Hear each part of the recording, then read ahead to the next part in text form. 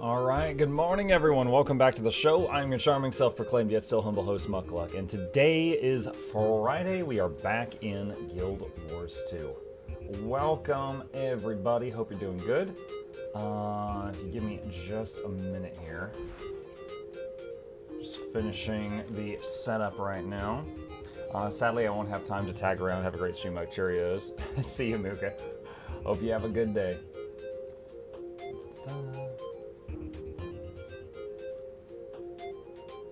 Alright, I'm just doing the Discord ping right now, letting people know I'm live if they care to join. And then I'll do the Steam one, and then we'll be good to go. In your clip, you mentioned don't play Guardian. Why not? It used to be one of the best for PvP. It's always been the best. So the reason I said don't play it was out of jealousy. It's kind of like the popular kid in school that no matter how much they beat up the other children, they never get punished by the faculty. It comes from a place of jealousy in my heart. There we go. Okay, that is done. Excellent. Okay, cool. We are back. Muck, what is the lore behind the famous take a seat but you'll only need the edge? What edge? The edge of your seat. You'll only need the edge of your seat. The implication is that the show is so exciting, you won't ever need to sit back in the rest of the chair.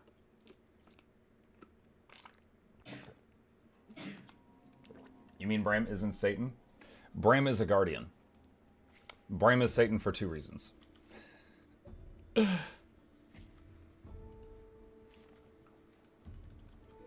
Okay, let's see. Homestead stuff is already done. Okay, cool. I guess that happens when I'm streaming this 9 hours a day for drops. I stole the crumpets. Finally, some honesty after all these years, Flute. Let's see. All right, what is the plan for today? So, last night we wrote the script for the coral weapons. And the day before, we recorded the video for the legendary ring. So, at this point... Oh, what is this? Oh my goodness. Few random skins for the giveaway and some weird pieces of wood with scratches on them. Maybe you know someone who wants them. With scratches. Thank you. Alright, put this in the giveaway vault. And an Everbloom axe. Thank you. Awesome. Put these away.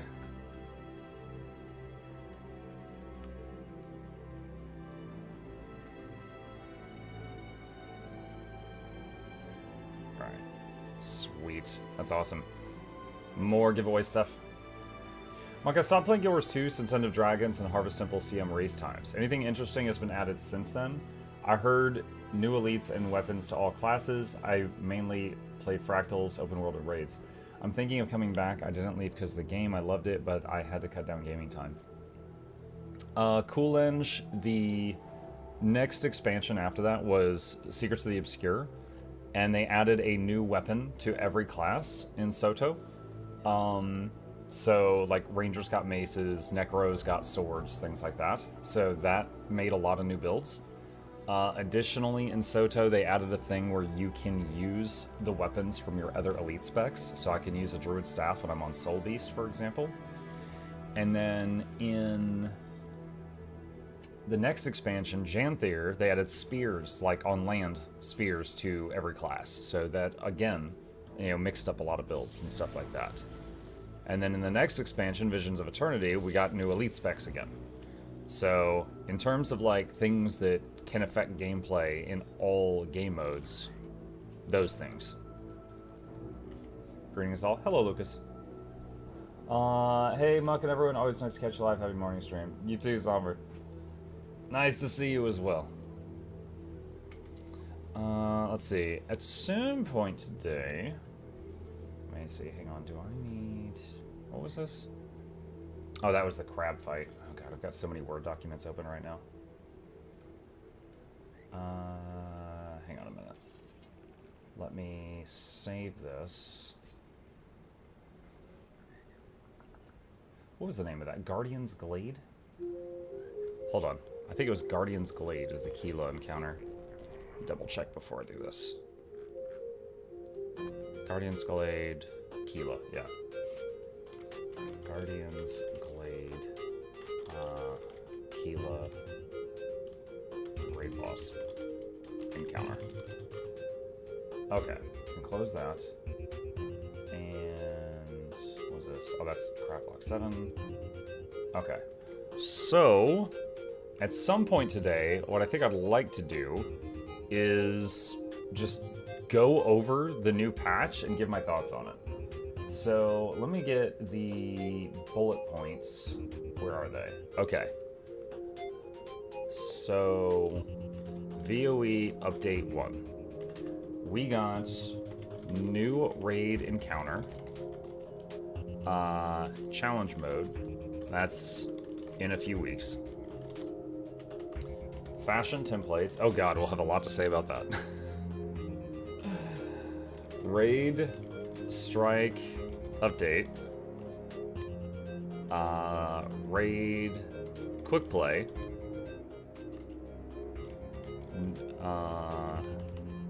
Let's see, 6 new relics. Legendary ring.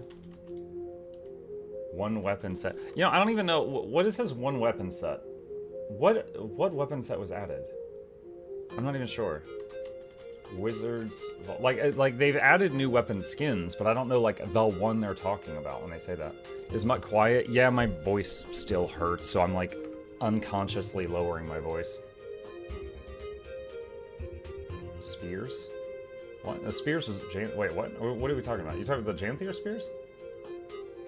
Like right here. Major rewards, 1 weapon set.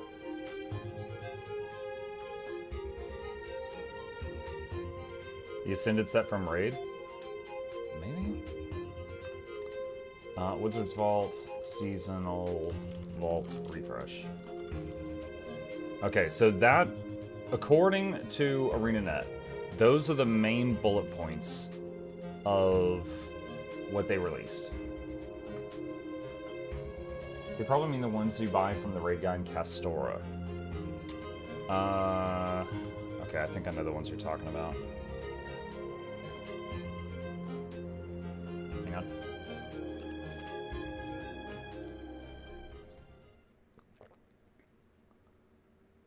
on. World v World update on February 24th. Okay.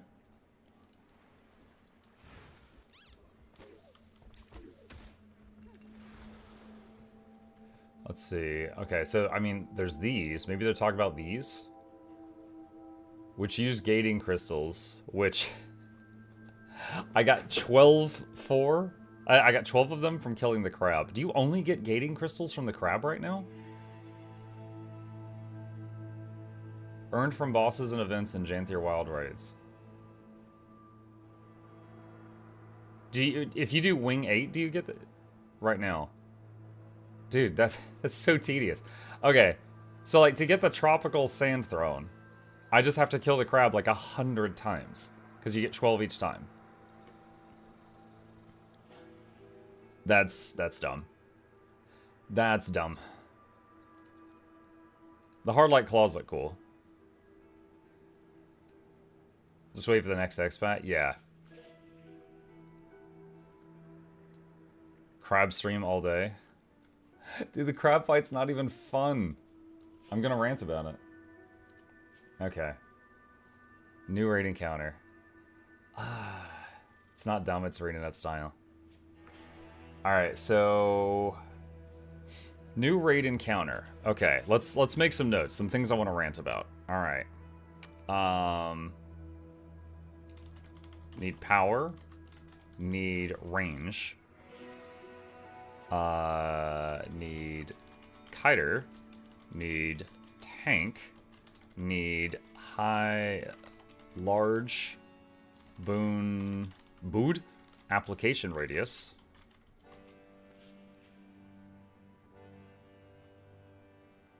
Need stability spam. Need stun breaks. Alright, so that's off the top of my head. That was not a fun fight. Let's see. Challenge mode a few weeks. Fashion templates. Drama.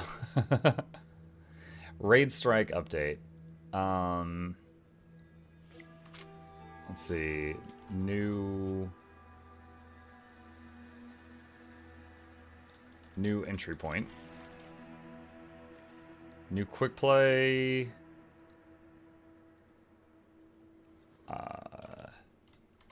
Talk about Old Lion's Court. 6 new relics. Legendary ring.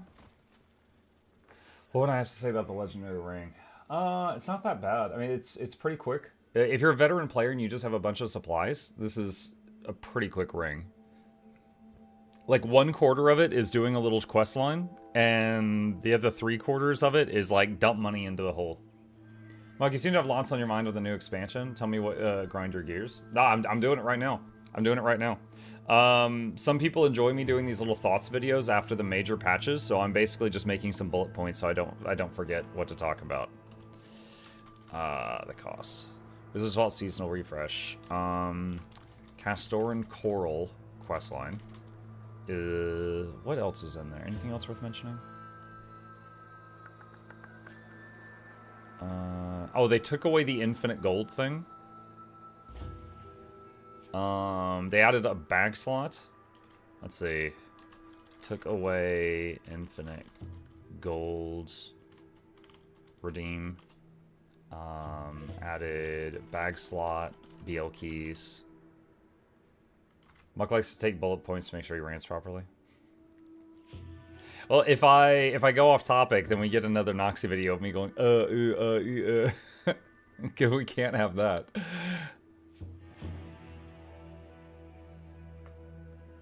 How long does it take to get the Gift of Battle for newbies? I missed the rush event because of work.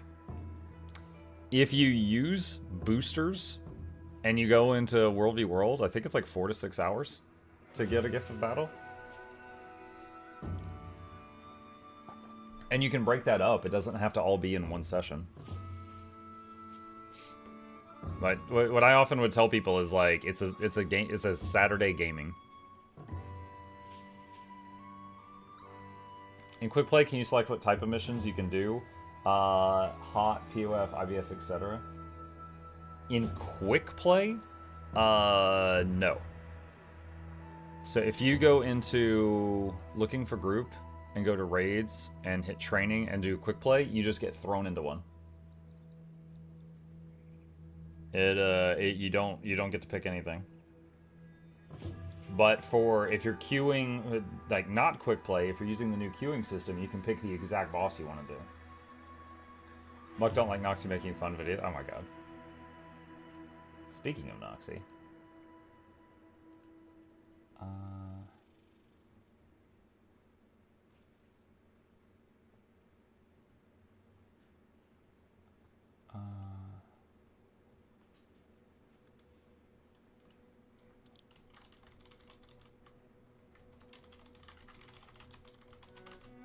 Okay. I think that's everything. Sorry, Noxxi actually DM'd me this morning and I just saw it. Okay, so let's get this over here. Burp, burp, burp, burp, burp. And let's set this up. All right. What is the first bullet point? The new rating counter. Let's get the VOD from yesterday up, and I can have that playing on screen while I talk about it. Let's see, that one.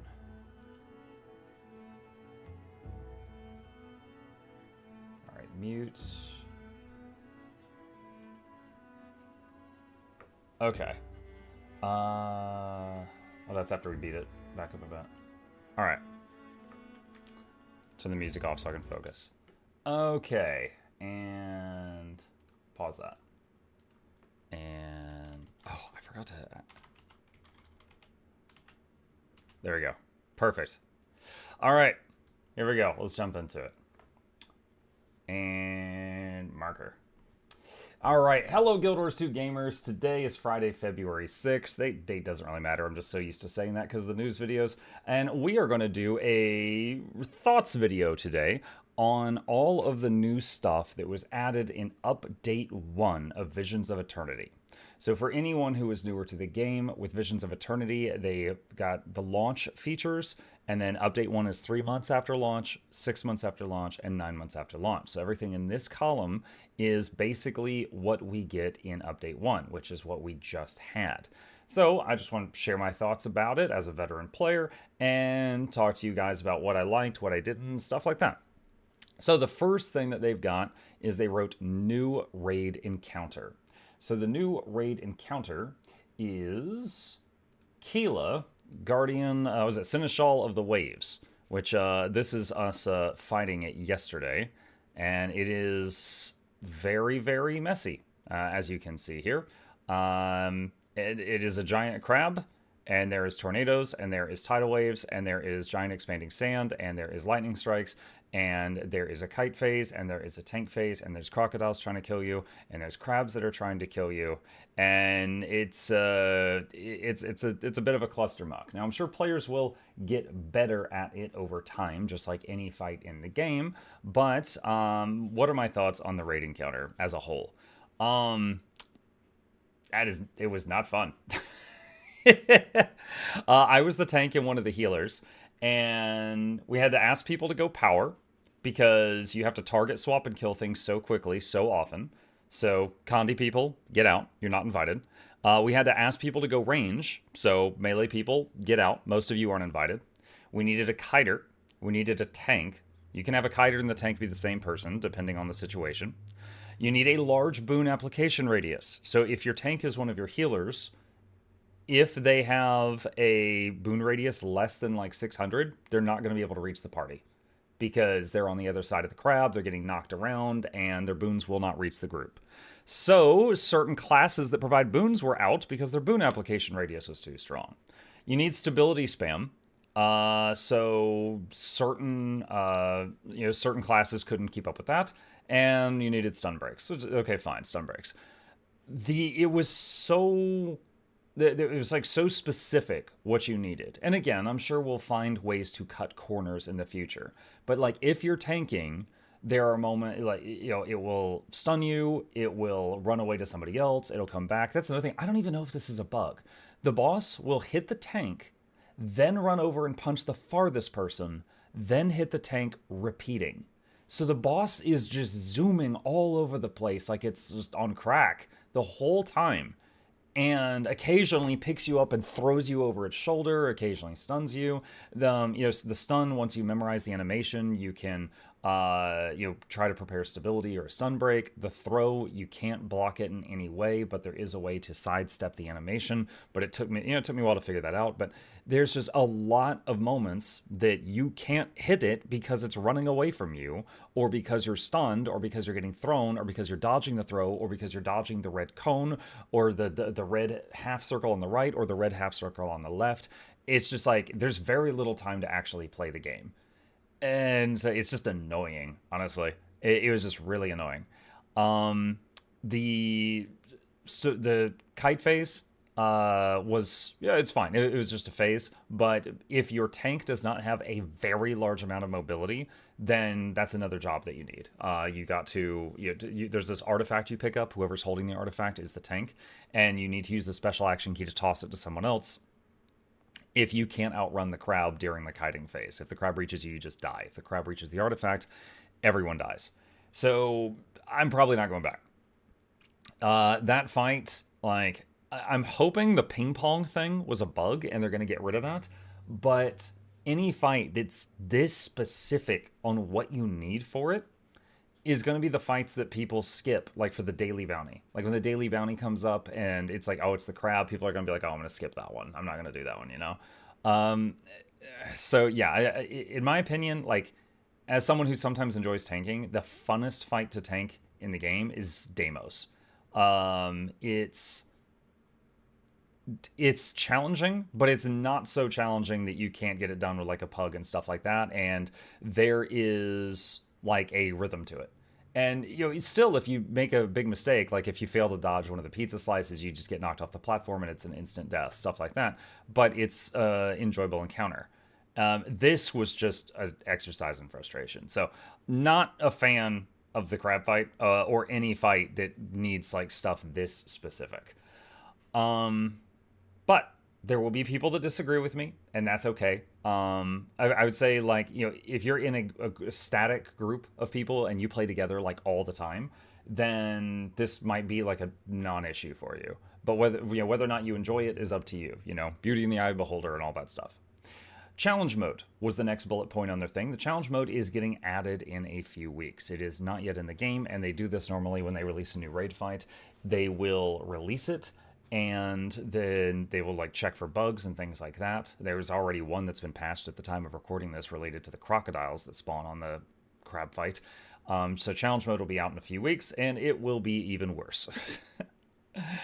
So that's it. That's my thoughts on that. I've already got all the footage. I know the fight. I'm going to make a get to the point guide for anyone who needs it in the future. But I honestly feel like, you know, unless some stuff gets tweaked on this, it just simply, for me, wasn't enjoyable. But if you just really like the challenge, because it was challenging, you might like it. But I'm just sharing my own thoughts here. So that's it for the crab. I'll probably make that guide and never do that again, unless something changes. All right, the next major bullet point of what they released in this update was fashion templates. Drama! All right, fashion templates. Everybody knows about this. They added this system here, or you go in here. They've already done a hot fix since the time they added it, where it is now free to load your equipped fashion into the template. That way you can access your dyes at any time.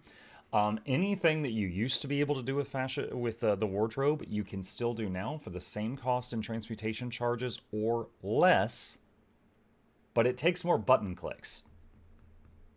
And then on top of that, you have all the new features, like apply on equipment change, or hang on, excuse me, hiccup. Apply on equipment change, or exporting the template, or importing a template from somebody else, things like that. So why drama? Well, we lost QOL. We lost quality of life. The way that we used to do it was very easy to understand and required just a few clicks.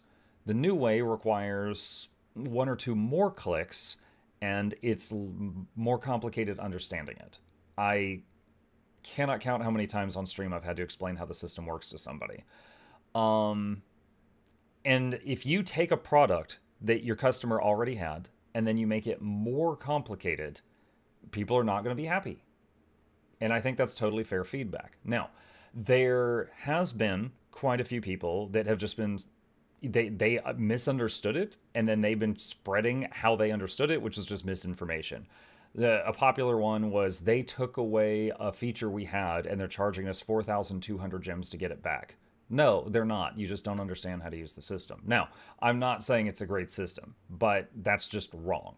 That we did not lose functionality. We briefly lost the ability to dye gear that wasn't in our fashion templates. So dyeing gear would require a transmutation charge, and they fixed that, I think, 24 hours after the patch hit. So there was a brief moment where that functionality was gone, but that's been fixed. Why are you here? Anyway, back to this. The pet will take care of it. Ranger privilege. All right, so fashion templates. What do I think is going to happen to them? I have said since the beginning that it might be nice if they did something where they had a tab that just said current, and it just worked like the old way. And then after that, you had fashion templates. And maybe that might appeal to everyone, but I'm not a programmer. I have no idea how difficult it would be to code that. Whether or not they're going to keep the system, I'm not sure. They do seem to be doing a bit of damage control on their Twitter. They posted yesterday, like, we've released a guide on how to use the fashion templates, and it was just 95% complaints underneath. So there are people that really enjoy them. I have had people in my chat say, oh, I came from such and such game, and this is a very similar system to that game, so I love this. There's also some other creators like Lorenity, I know is really big on it. I saw her already set up 9 fashion templates with a bunch of outfits. It was, something that was her jam. For me, I'm fine just using one fashion template to decorate all of my outfits. Obviously, I use the wizard hat on everything, but I change the other stuff a little bit. But it it is less convenient. You know, if I'm like, oh, I want to change my gloves on this set. So here's this one. So this one has like chains and stuff. I'm like, oh, I want to change my gloves on this set. I have to go to fashion template 1, go to build template 4, right click this, load equipped fashion, hit save, go to the gloves, change them, hit save, hit apply. You know, or go to gloves and just say like, what is it? Apply to this slot. You know, if I want to do that. So yeah, it's a little less convenient. So I totally get the people that are like, yo, hey, I'm not really a fan of this. You know, again though, there are some people that are just spreading misinformation. I'm not down with that. But the people that are just like, yo, I understand how to use the new system and I don't like it, totally fair. Totally fair. But two main things. I think it would be cool if they added a tab at the beginning that's like a current equipment tab, and then if they had an undo button. So like if you're in your build and you mess up your mess up your build here. Like if we go to like this and I'm like da da da, and I'm like, yeah, you know what? No, I don't like this. You have an undo button. I don't know how difficult it would be to have an undo button over here for your gear, or sorry, for your fashion wardrobe, but an undo button I think would be really nice. Also, down here, I've heard from people that have clicked on like these by accident, and they basically just like overwrote and erased a whole set of fashion on one of these. And I haven't done that, but I could see that'd be frustrating. Like, I personally will never need this feature and kind of wish I could just disable it. But as it stands now, I just make sure not to click it. So that's the thing. Those are the changes. If I were in charge of fashion templates, that's what I would change. Were you not in charge of fashion template? No. Okay, so look, I got invited to co-host the stream where they showed them off, and I said sure, and it was a lot of fun, and that was it. It was just like a fun thing. But I don't work for ArenaNet. I'm still allowed to share my thoughts. If there's something I dislike, I can talk about it. If there's something I do like, I'll talk about it. That's it. So I think it's cool that we still have our old functionality and also all this new functionality for the people that have been asking for that for years. Because like some people forget, not everyone in the MMO that they play wants the same things, right? There are some people that care about World v World, some care about raids, some care about flying mount tricks like the Wing Guild, some care about homesteads, some care about mucking fishing, and there are some that care about fashion. And the fashion people, I have heard them asking for this template thing for years, many years. But the problem is that while adding that, they did a change that negatively impacted everybody else. And I hope they can find a way to rectify that. Otherwise, we just have to all get used to it. Let's see. Next thing. Raid and strike update. New entry point. This is actually quite cool. Let me... we just talked about something that I said some negative stuff about. Let's talk about something positive. Let me take a drink of water. Muck, did you clear the new raid Kila? I did. I have cleared it once. I know the fight now. And loading in here as fast as we can. Okay, so for anyone who hasn't been in the Aerodrome, this giant red portal has been added. And if I go up to this portal, I can click on any raid. And bosses I've already killed that week have a check mark. And I can click on a specific boss, like I want to go fight Matthias, and get a group and go enter. And we'll zone into this raid, and everything is cleared up to Matthias, and we can just teleport right in front of him. Also, all the things that used to be strikes are in here, and you can jump straight to them. They will now only give loot once a week, but they have much better loot. They have raid level loot now when you fight them. So... also, your whole group doesn't have to be in here. Only the group leader has to be here, and they can take people in. And this does a lot. One, it's more convenient. Two, you have more sources of legendary insights, which you get 1 legendary insight per boss kill. There are now way more sources of that via the strike bosses that became raid bosses and the raid bounties and achievements. For anyone who hasn't seen it, you go to achievements, daily raid bounties. It'll be like, oh yeah, go kill Shiver Peaks Pass. This is the easiest strike in the game. This is the one that people have soloed, okay? So this strike went in there and I got 2 legendary insights. 1 for doing it for the week for the first time, and 1 for doing this raid bounty, which is insane. So each day there's 4 raid bounties. I did 3 of them yesterday. I didn't do Kadim just because I really didn't want to do Kadim. But I did the other 3 and got 6 LI. And if you're working on the legendary armor from raids or the legendary ring from raids, it is now faster because of this. So that's awesome. The daily raid bounty things is cool. You don't need your whole group in here at the same time is pretty cool. The fact that you can just port to a specific boss. There is, I know, a large chunk of the player base that dislike Wing 3 Boss 1, which many people call Escort. It is a long scripted event where you have to keep an NPC alive while they walk from point A to point B. But, you know, if they just want to get in there and bust heads, they can skip straight to Boss 2. That's awesome. You know, this whole thing, I think they did a great job with it. Again, maybe there's problems with it that I'm just not seeing, but in my opinion, I think they did a great job with this.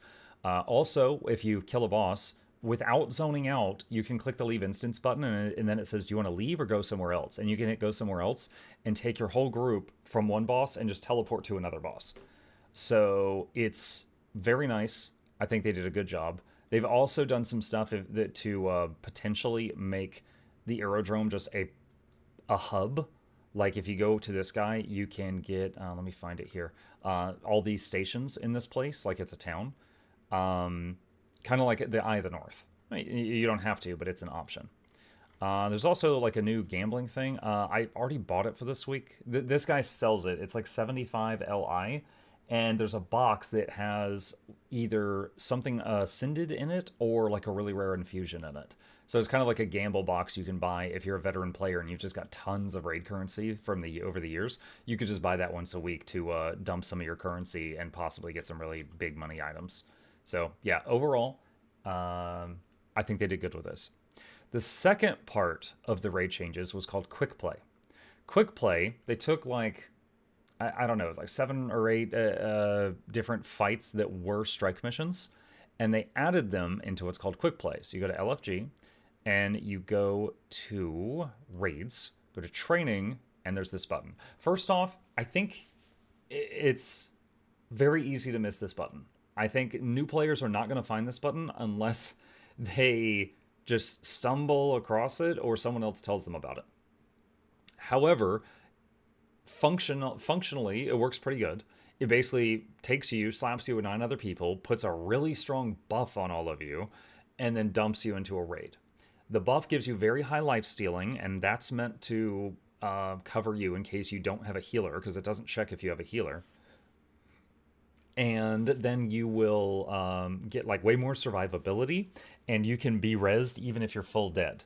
Now, usually, you know, there's a player is up, or a player is downstate, or a player is dead. If they're downstate, you can revive them, but if they're dead, they're dead. In most raids, you can't res them. But in Quick Play, you can res people even if they're full dead, just like you can in Fractals. It's just a long process. Overall, this is pretty good. My main point of feedback would be, because the whole point of this is, like, the rewards in this are not as good as the raid ones, which are once a week, but these you can get each day.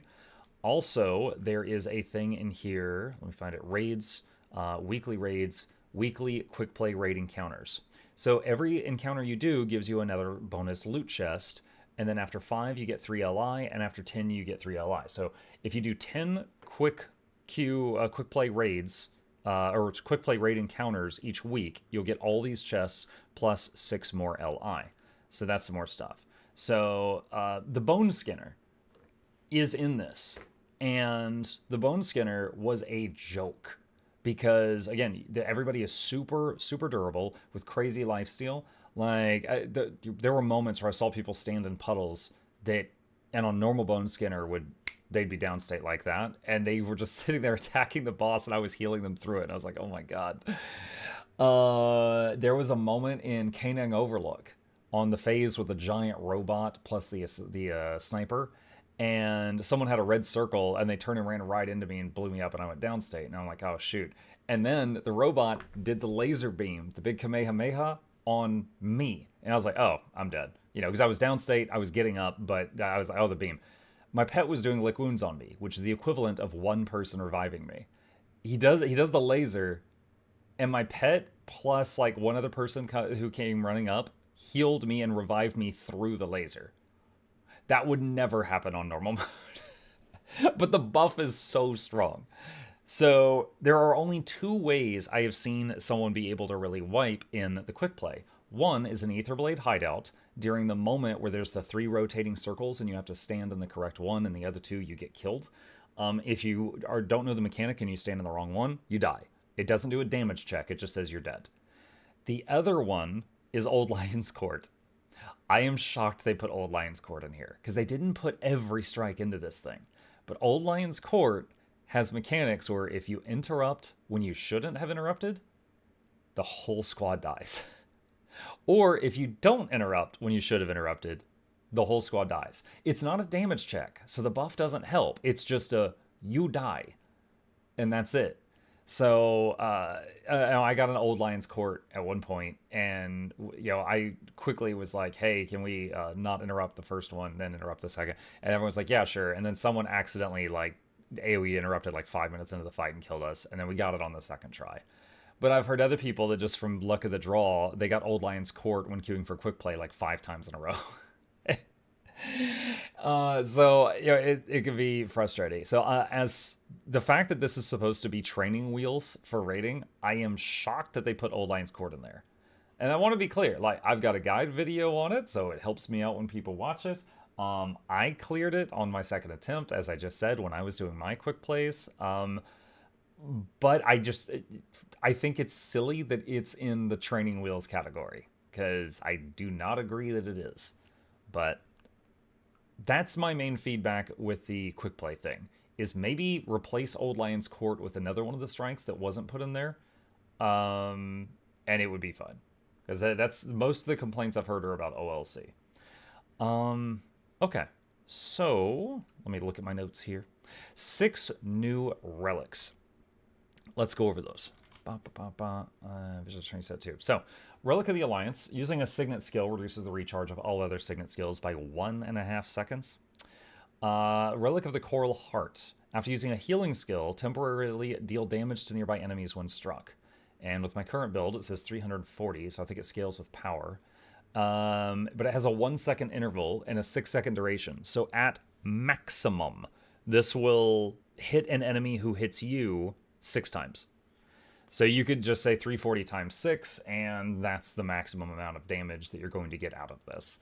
So it's kind of like getting the old Thorns type boon that we used to have, but only for 6 seconds. But I'm not sure how much use you're going to get out of this, but that's the second one. Relic of Fog. After dodging in combat, the next incoming strike will always be a glancing blow. For anyone who doesn't know, a glancing blow is what you do when you have weakness condition on you. It cannot crit, and it does half power. So I feel like this could be really good on those builds that spam dodge a lot. Like a Vindicator doing the bouncy, bouncy, bouncy, bouncy thing, something like that. Any build that dodges a lot, this would drastically reduce the power of an incoming hit in between each dodge. So, could be good. Relic of the Forest Dweller. After using an elite skill, launch bubbles at nearby enemies. Enemies struck by the bubbles become trapped and float for a short period of time. So when you use an elite skill, you instantly fire out 3 bubbles to 3 nearby enemies within 600 range, and it's a 3-second float on each one. It is less in PvP, but we're looking at the PvE numbers here. So, and it does 300 CC. This could be good. If it's got a 30-second internal cooldown, so as long as the elite skill has got a cooldown that's that long or longer, it would happen every time you used your elite. But I don't know. In some situations, having a big AOE CC on your elite skill could be fun. Plus, it makes me think of Nami, trapping people in bubbles. The mermaid from League of Legends. Relic of the Nautical Beast. Create a tidal wave that damages enemies and heals allies when you do a combo with a water field with a leap finisher. So a couple things come to mind. Druid, when they put down like Healing Spring, their Mace 3 is a leap finisher, and then they could easily do that through a water field.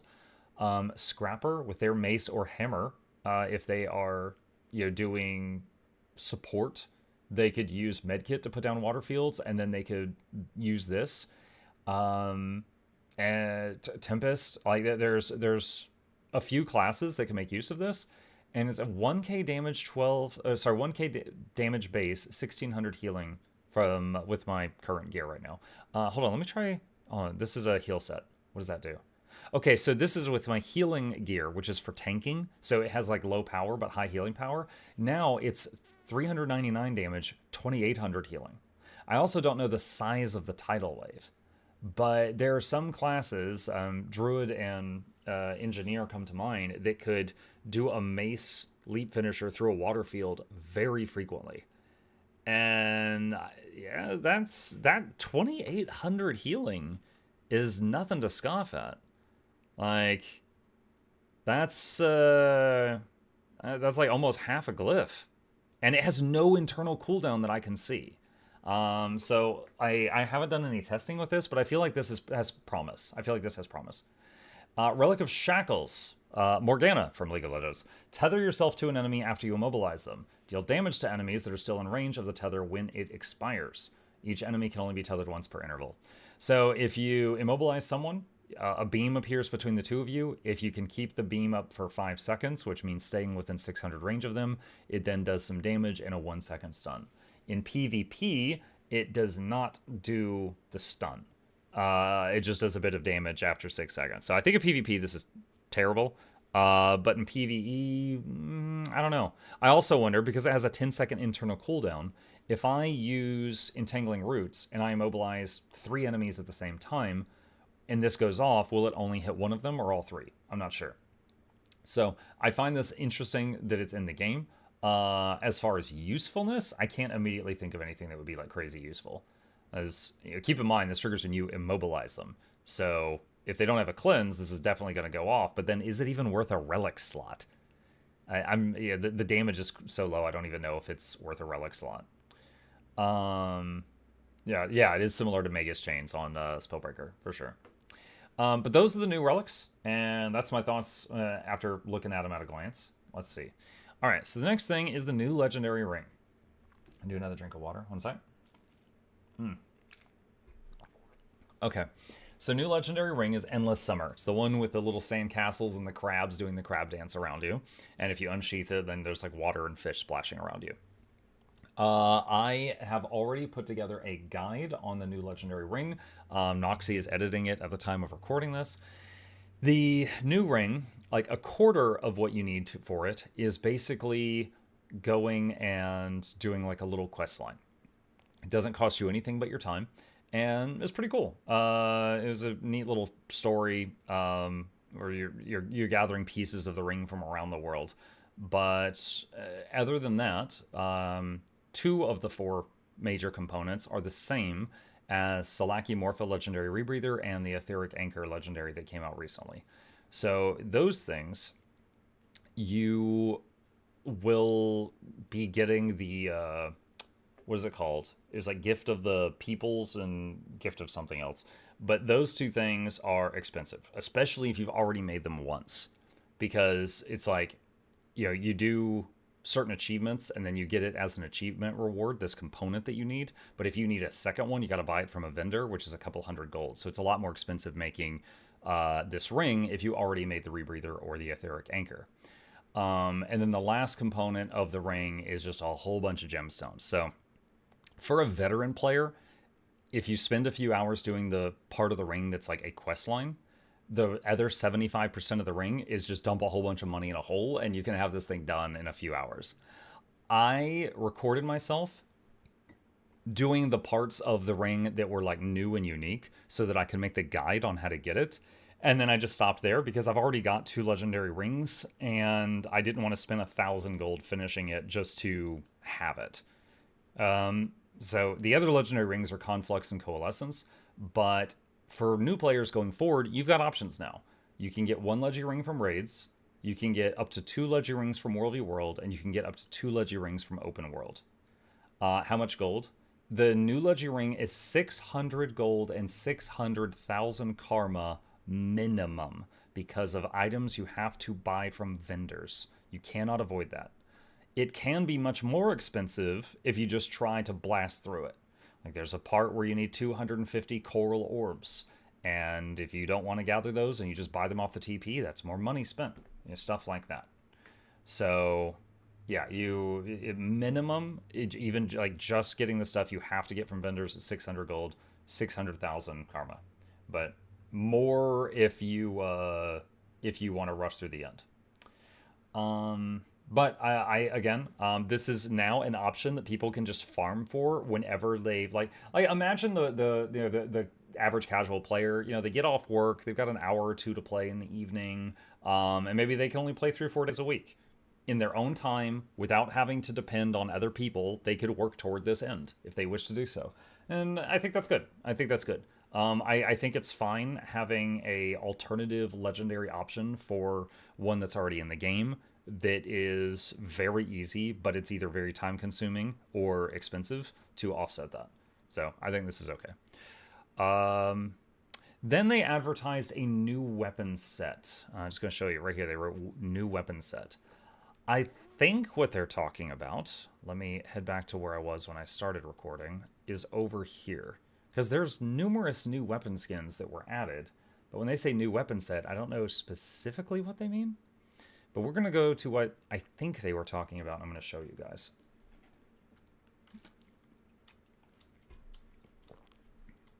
All right. So there's this guy right here. And he sells all of this stuff. And some of it's pretty cool. Like I really like the hard light claws. Look at this. It's a dagger, but it's like a claw weapon. So you can look like a hard light Wolverine if you want to. So there are some pretty cool stuff in here. There's the double-edged greatsword. And then the bleeding edge set of gear. There is some neat stuff. Why is this guy not in the raid lobby? I have no idea. So this guy is over here on the beach. Now, here's the thing. To buy this stuff, it requires gating crystals. Gating crystals say they come from Janther Wild's raids, but my understanding from talking to other people is right now these are only dropping from the crab boss.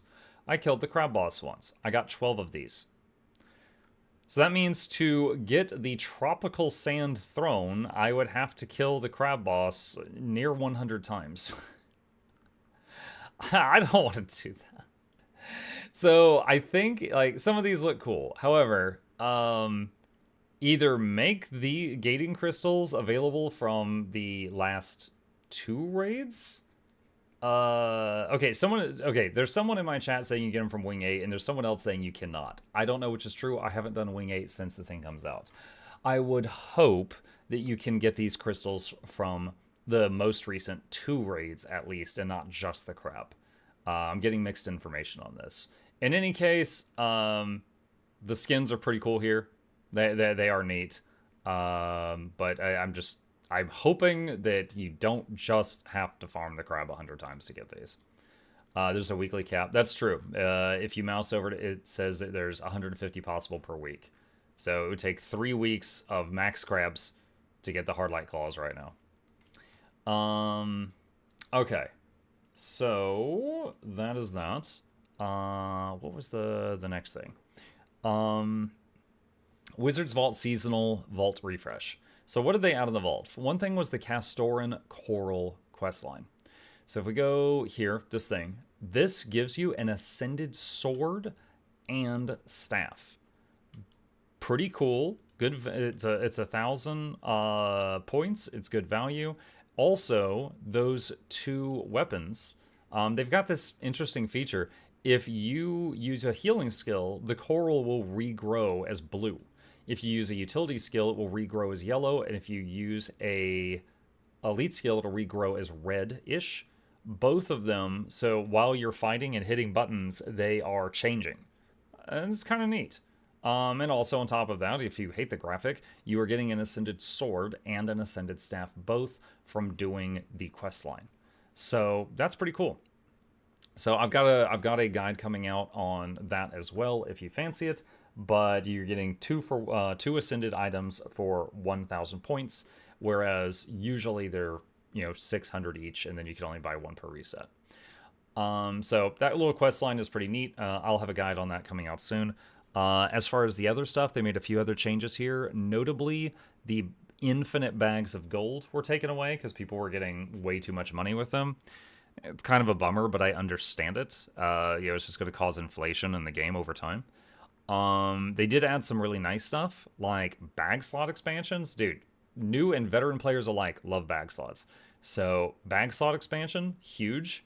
Black Lion keys, and there's a few other neat things in here, but you can get some nice stuff in here.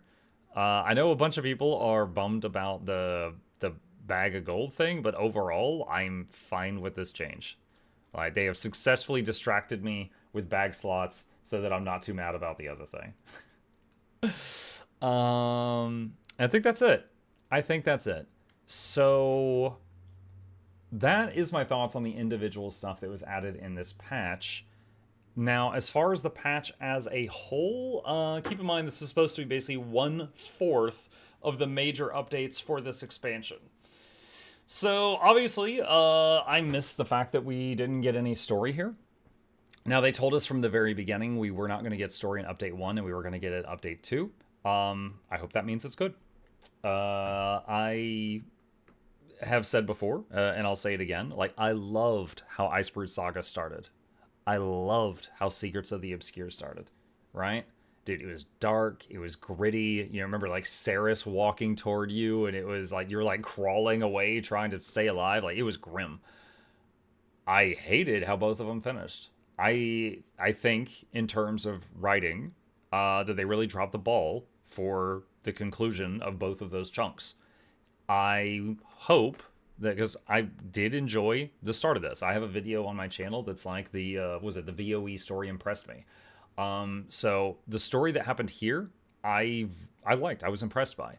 I'm hoping that with the writers having a 6-month time gap right here, that they will have time to cook and make something memorable. I'm always willing to wait for good story. Because there's other games out there, guys. Like, right? Like, I can go, if I get bored, I can go play another game and come back to this. But I will, like, I remember Living World Season 4 blew me away, And I remember Icebrood Saga made me mad.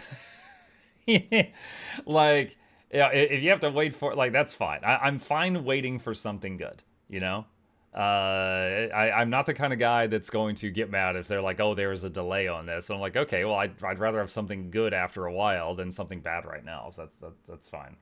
So hoping that means that they're cooking up something real good with the story thing. But that, I think, is all my thoughts related to this update.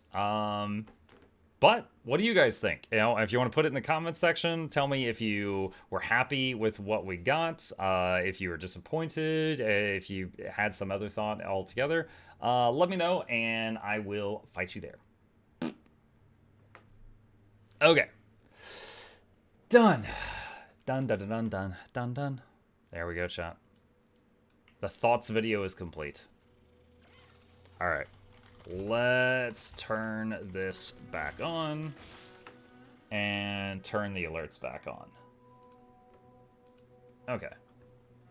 I need to start VOE. I've been only playing quick play raids.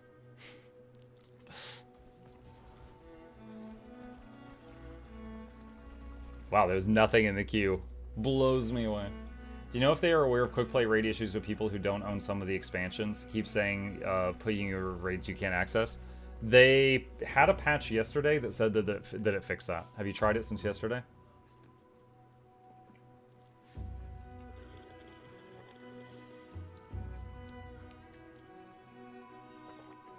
What's new weapon in this patch? Was only ring available? If you're asking about legendaries, the only legendary this patch was a ring. As a new player, I want to try a healer, but I'm seeing nothing matches the classic healer type. Any suggestions? I'm actually a healer main, and any class can heal in this game. It just depends on how you want to do it. Like, you know, a druid can go, is a type of ranger that can use astral energy and heal people around it. A tempest is a type of elementalist that can use water magic to heal nearby allies. An engineer has builds where they use technology to heal people. Like, literally every single class has heal builds. It just depends on what flavor you want. Is PvP any different from before, or is it still the same with Thief always being annoying? I mean, that's kind of Thief's main job. Being annoying is their main thing. I'm used to Shaman and Druid from WoW. So Druid from WoW, okay, I played WoW. It was some years ago, so I'm going to do my best here. I remember Druid was kind of like the king of heal over times, you know? Like rejuve and regrowth and stuff like that, nourish. In this game, every healer has access to at least one heal over time with a boon called regeneration. So for example, if I put down this healing spring, any allies that are inside of it will get regen, and it's a heal over time. If you want more heal over times, Tempest has an aura called Soothing Mist around them, which is kind of like a second regen that stacks with it. So a Tempest healing you, you've kind of got like 2 heal over times constantly ticking. And then in addition to whatever else they're doing. Shaman from WoW was, you know, like I remember things like totems and like chain heal and stuff like that. Totems in this game, there's a couple of things similar, but they're not like for example, I'm on Druid right now. I can summon spirits that will appear and then do like a big thing and help the team, but then they vanish a few seconds later. Renegade, which is a type of revenant, has something similar. They summon spirits of past heroes to appear and then like buff the team or attack an enemy and then disappear, stuff like that. So those are the closest thing that this game has to totems. There's nothing really like chain heal. Healing in this game is almost all area of effect. So like, for example, hold on, I'm waiting for this little blue bar to fill up. It'll just take a few more seconds. Okay, so when I do this, this heals up to 5 people per second while they're in it. If I do this, this does a huge heal on up to 5 people inside the radius of it, right? Like, it's mostly you target locations and hit them with heals, and it hits the people in those locations. Scourge shades are a bit like totems. Kind of. Scourge, which is a type of necromancer, has a thing called a summon shade, and they put down this like ghostly looking thing, and then when they use certain abilities, they are replicated at the shade. So it's kind of like extending your range a little bit. So there's some similarities there. Mechanist. The Mechanist is basically an engineer with a giant pet robot. The support Mechanist has some of its boons and support come from the bot and some from you. So by positioning your pet, you can, you know, send some support to another location. In most fights, you're just stacked with your pet side by side, but sometimes you can do some clever stuff by, you know, splitting up and covering 2 areas. It just depends on the situation.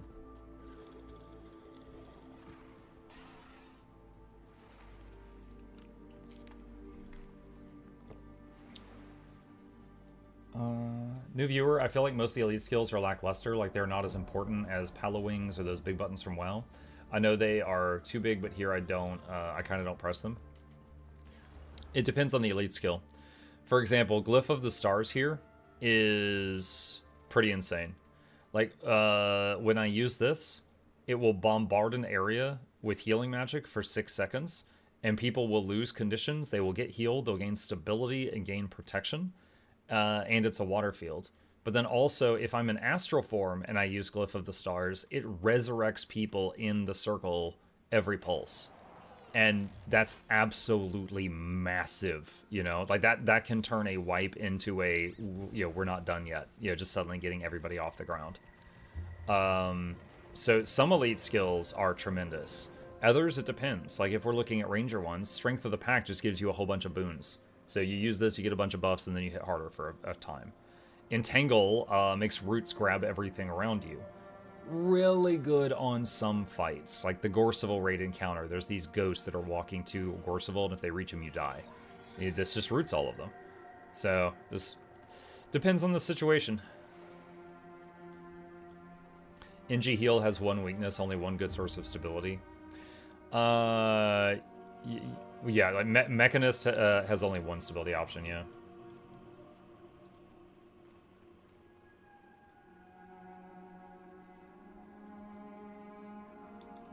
Anti-stun, yeah. Stability is a buff in this game that blocks incoming crowd control. So if the boss is about to hit the whole rate of the knockdown, if you give the raid stability, it counters the knockdown one time.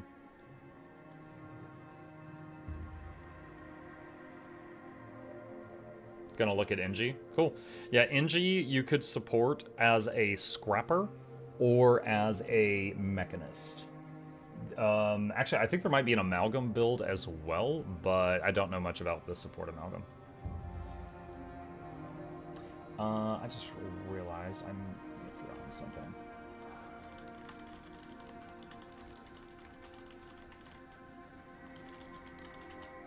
Still better than Untamed Heal that doesn't have any stab. Yep, true, true. Amalgam has 2 stability, Elixir U, and Demolish. Hello, is your Ranger LI build still viable today? Anything that is on that webpage I'm linking in the chat right now is still viable, but check the pinned comment, because sometimes in the pinned comment I add some new tips based on what changes.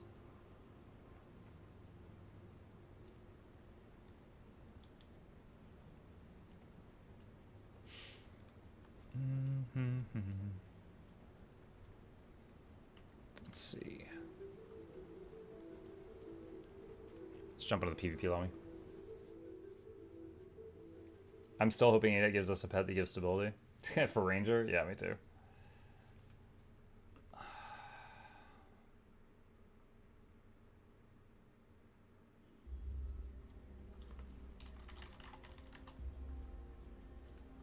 Is there an add-on that helps you improve in combat? Improve in combat. So, add-ons I use, I've got one that's a damage meter. I just went into the PvP lobby so you can't see it. And some other quality of life stuff, like I can, for example, this game has 9 mounts. I can hit this button, mouse over the mount I want, and release the key, and then I'm on that mount. So this is an add-on just to make mounting easier. But as far as one... Apocalypse raided my stream with 9 viewers. Thank you, Apuck. Appreciate you. Not one to improve in combat, no. No. Hey, Mug, doing good. Do you think they put all the strike vendors into the aerodrome now? Would be cool to have them all in one place so you don't go to the entrances as before. The strike vendors. I'm not sure if... I haven't checked that. I don't know if they have or have not. What do you think of the new relics? Some of them, like the one with the tidal waves, looks like it has some potential. But beyond that, not sure. Oh, and the bubbles one. The bubbles one looks like it might have potential. Wait, what? Oh, shoot, I'm on EU right now. I forgot. Okay. I forgot I'm on a different region at the moment.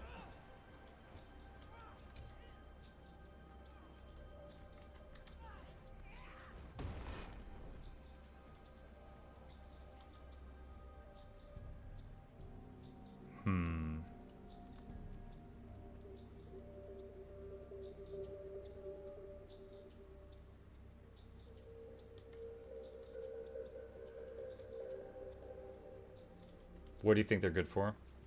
Well, the tidal wave relic is whenever you leap through a water field, you make a tidal wave. Ranger and Engineer could definitely do that a lot if they built around that. And it says it doesn't have an internal cooldown, but I haven't done any testing with it. But could be something cool. There was also the one where it's like after you use an elite skill, you trap nearby people in bubbles. So it basically makes your elite skill also a CC skill. So that could be good in some circumstances. But can I cap magnetite shards with only quick play? Yes, but it would take a lot of quick plays. What's Waterfield from Engineer? Medkit has some Waterfields in it, I think. Is it Medkit 3? Is a cleansing field that's water, I'm pretty sure.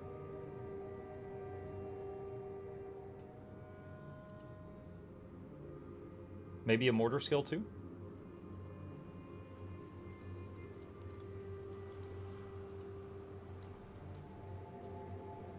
Off to work. Good job on the recap, Muck. Have fun. See you, Maestro.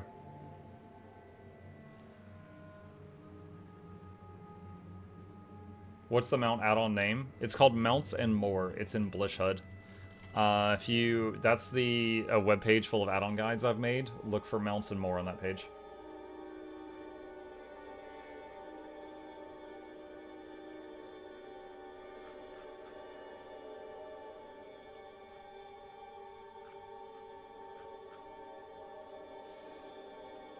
Speaking of magnetized shards, have they increased the cap now that they combine the strike and raid currency? Mm-hmm. The cap went from like 300 a week to like 800 a week.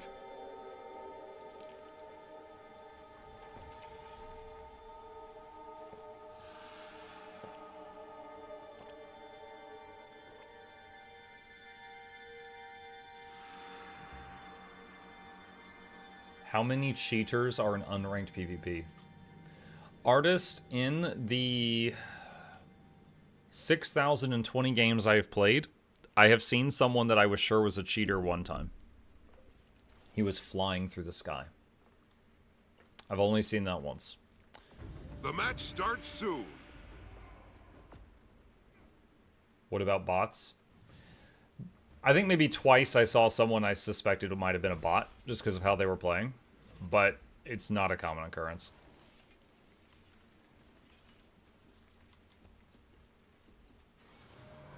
Hold on to your points. Seize theirs. Soul Beast, Willbender, Mirage, Ritualist, Catalyst versus Paragon, Gale Shot, Druid, Luminary, Mech.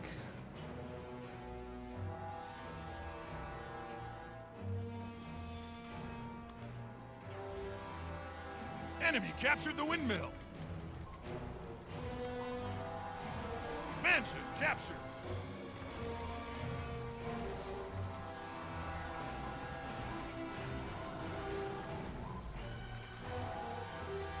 Clock tower captured.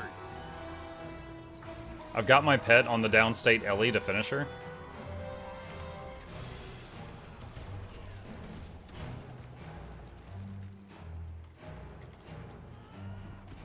Okay, she's dead.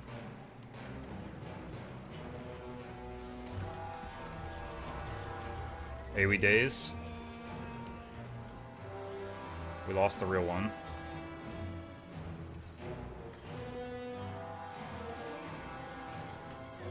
Throwing the shark at that guy.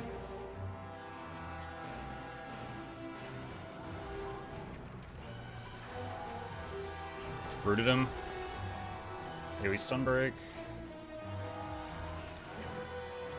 Stunned him.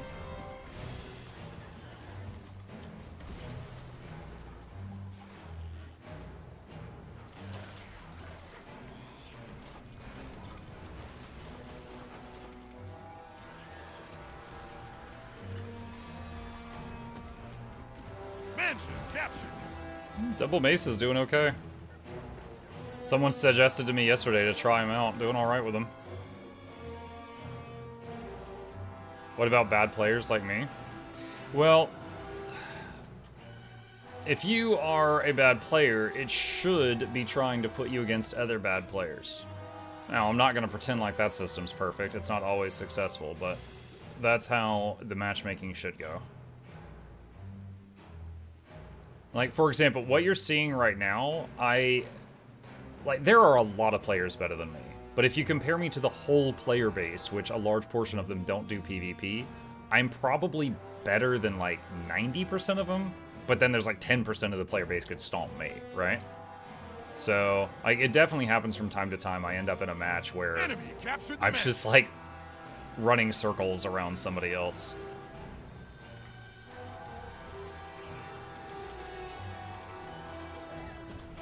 Oh, my stun missed.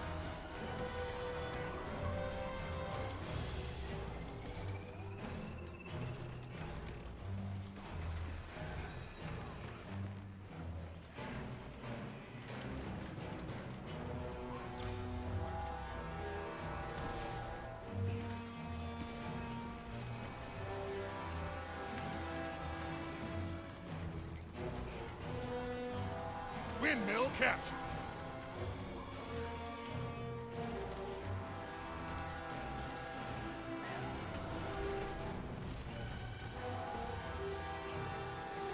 Now, I was slowly winning that fight, because every time he did Smoke Assault, he was invulnerable, and when you're invulnerable, you don't hold a point.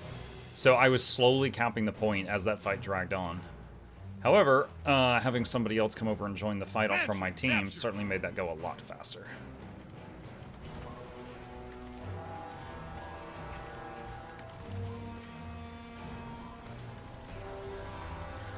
Immobilized him for a moment. Nice, we got him. Alright. And that's fine. He has one more interrupt if he chooses to use it. He did. Okay.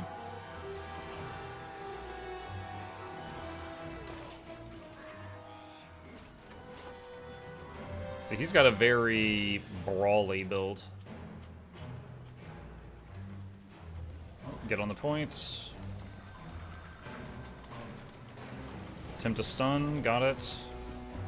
Stun again, she blocked the second stun.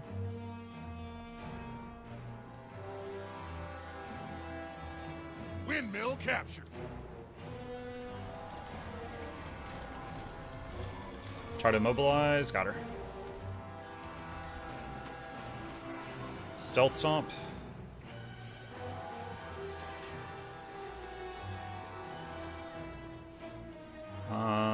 Gonna teleport the land shark to that guy. Put a marker on him so I can see him better. He's trying to decap. This is our node currently, so I'm gonna stand on it.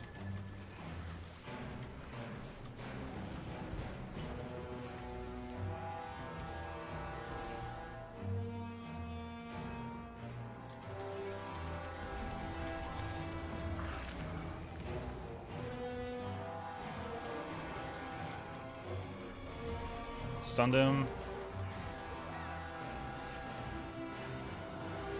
Did he juke? No, he went that way.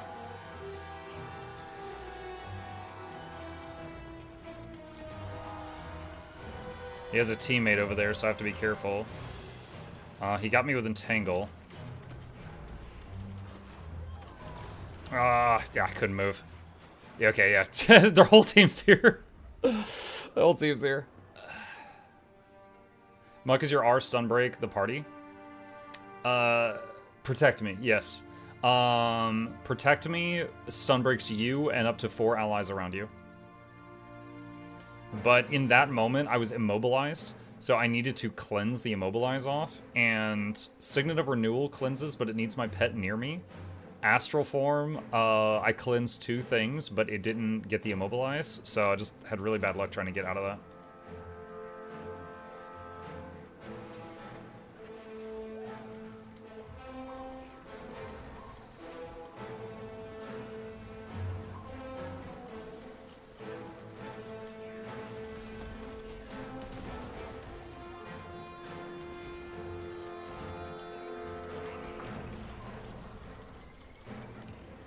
Oh, damn, she hurts.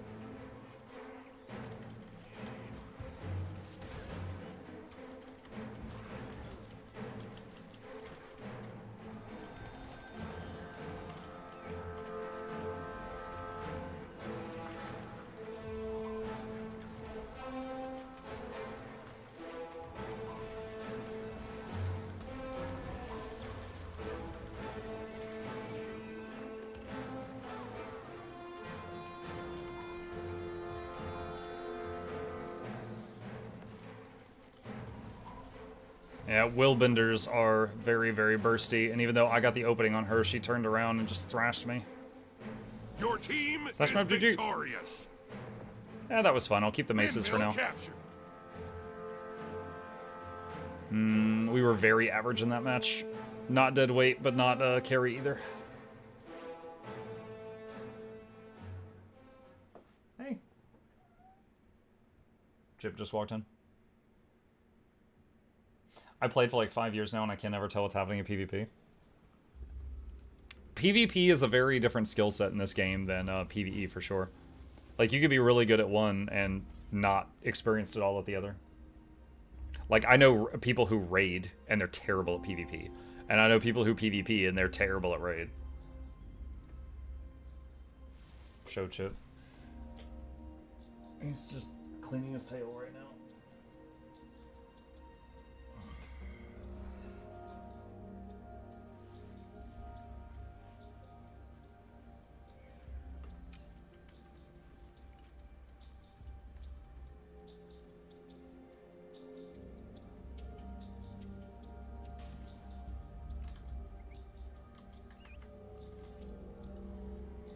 Once more into the breach. Should probably... maybe do that. Because I use this button less often. Maybe move that further away. Hey, I just met you last game on the Catalyst. Good game, Fancy. Is there a way to duel a friend in the game? Yeah, there is. Not an open world like in WoW. Like, you can't just like walk up to someone and do a duel. But there are custom PvP rooms you can go into. Wrong button. Hang on, where is it? Game browser. You can go into a custom map like this and see, and just you can either make one or just go into one of these that has no people and just do one-on-one duels in there.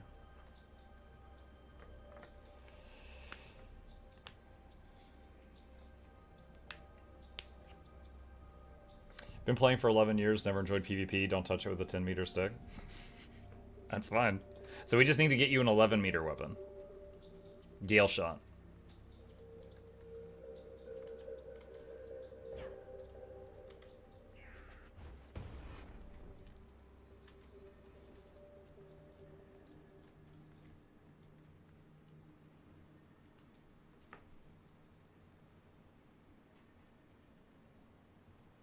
Number 9 on the current EU ladder is a core Ellie. Oh, wow.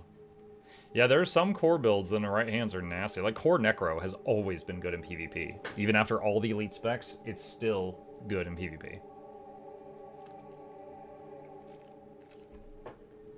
Mike, you don't PvP with Shy? I haven't seen Shy in quite some time. He pops in and says hello, like, on occasion, but I think just life.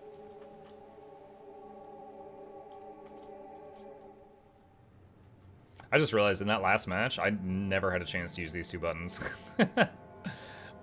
my teammates were always fine. Didn't Core Warrior give you a good fight recently? Yeah, the thing is, Warrior... Okay, as a Ranger Enjoyer, the main way I can get people off of me if I need a breather is like immobilization. Warrior, any Warrior, usually takes a trait that makes it to where any movement skill breaks immobilize, cripple, and chill and slow and all that.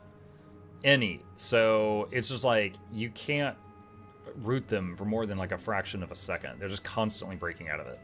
So Warrior is definitely tough for me to deal with if it's well played. But on top of that, you know, if it's like a really good Spellbreaker, I'm just stun locked eternally. If it's a really good Paragon, I can't freaking hurt the guy.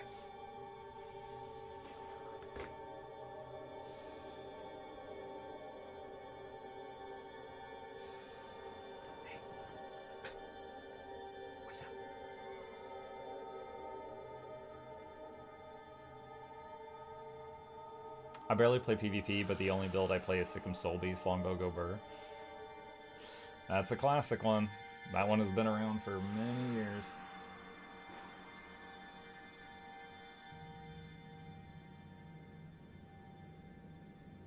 I play an Ellie Spear Weaver. I feel like my DPS is crazy low. Any suggestions to fix this?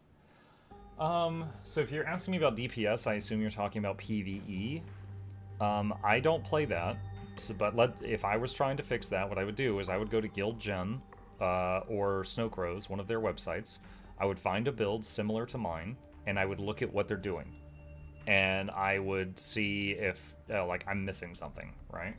And then I would go to the testing room in the Lion's Arch Aerodrome, and I would beat on the golem there and practice the knowledge I gained from reading their websites. That's how I learn new builds. I've been playing 11 years. Recently started watching your channel. I heard a kitty. What's its name? Oh, that's Chip. Yeah, he's right here.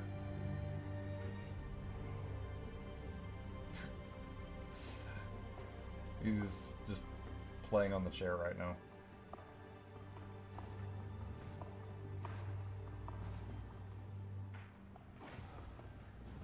Yeah, he shows up and hangs out with us sometimes. Oh, my Q popped. Hang on. Chip is a vocal cat. Yeah, he has a lot to say some days.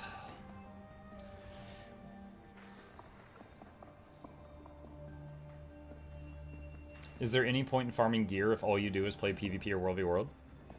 Fashion. You know, I will say in World v World your gear matters. In PvP Conquest, which is what I'm doing right now, it's an equal playing field.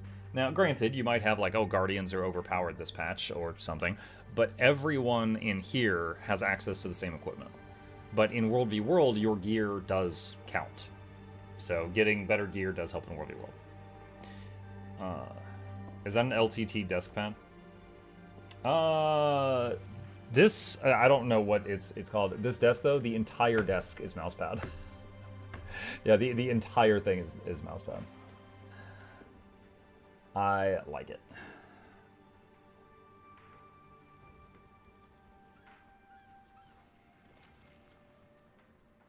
How hard is it to get that shark? Wait, not the shark. Oh, this thing? I got lucky. I killed the crab boss once and got it. Thanks, Bob. How is Fair Luminaries tanky, mobile, and bursty at the same time in PvP? That's the neat part, Zeroni. It's not. Dude, the last matches I played last night, I got a little salty. There was a Luminary on the enemy team, and I don't know the name of the skill, but when he would, like, port on me, his gap closer, it knocked me down to 10% health anytime he jumped me. And I was running Rune of the Dolyak, I think, and Paladin soon. Amulet. So I had 700 bonus toughness. And whenever he hit me, it was 90% of my hit points were gone. I was like, this is so messed up.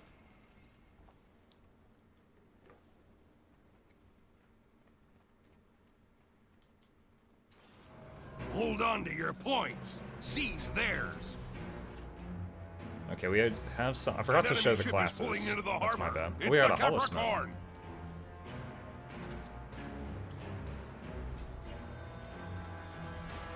Whoa! Alright, that hurt.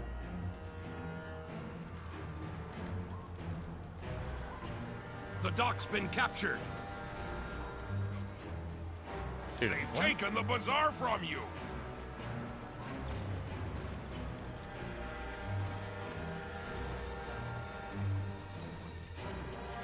Dang, dude. Oh man, just too many people focusing me.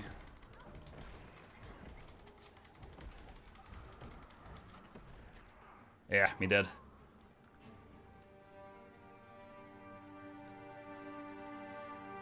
Wait, are all 5 of them here? Yeah, I guess so. I guess the guy that got the home nodes, the 2 people that got the home nodes have had enough time to get to the middle. Alright, I think we're losing that fight.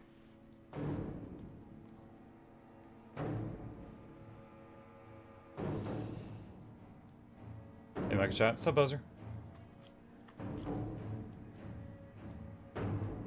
Your enemy took the archway.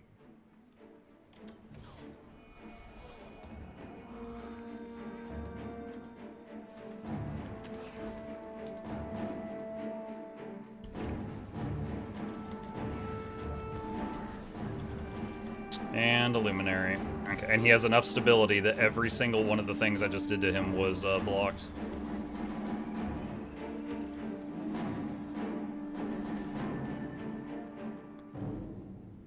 lost the dock. Connor Kankani raided my stream with 765 viewers. That's a big number. Hello, Connor. Thank you. Appreciate the raid very much.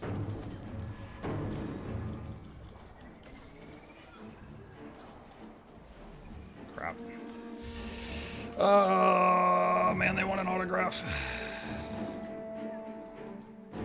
Dude, this person is just chasing me around the whole map. What's up, my cousin going? What's up, Connor? I am trying more of my stupid ideas in PvP right now. I am throwing sharks at people. This match is not going too good, though. Hope you had a good stream, as always. Baron of the Arena. Yeah, we've got some opponents with titles in this one. I've never heard a more reasonable sounding sentence.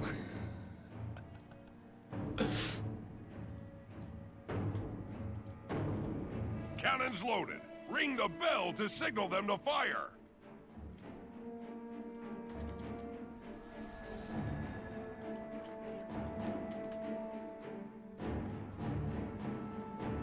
Your enemy took the archway.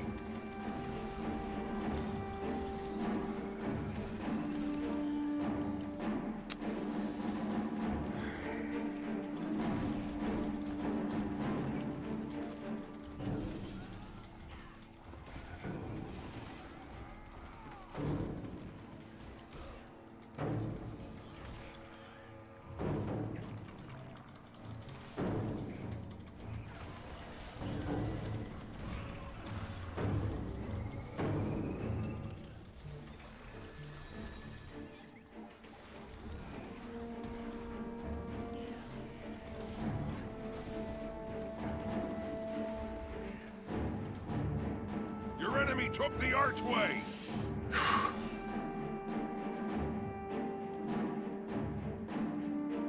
Red team, ring the bell.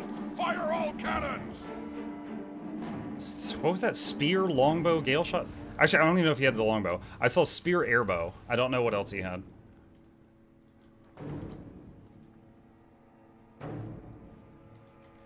Stream was great. We cleared the new raid on EU, then did a few hours of training on NA, then a whole bunch of raids. Nice. Yeah, I did, You've taken the archway.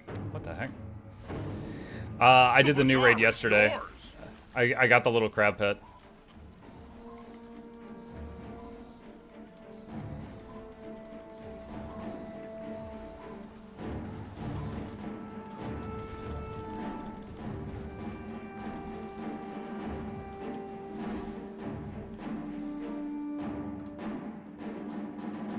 Okay, we have someone at home node. Your enemy took the archway. We're healing that guy.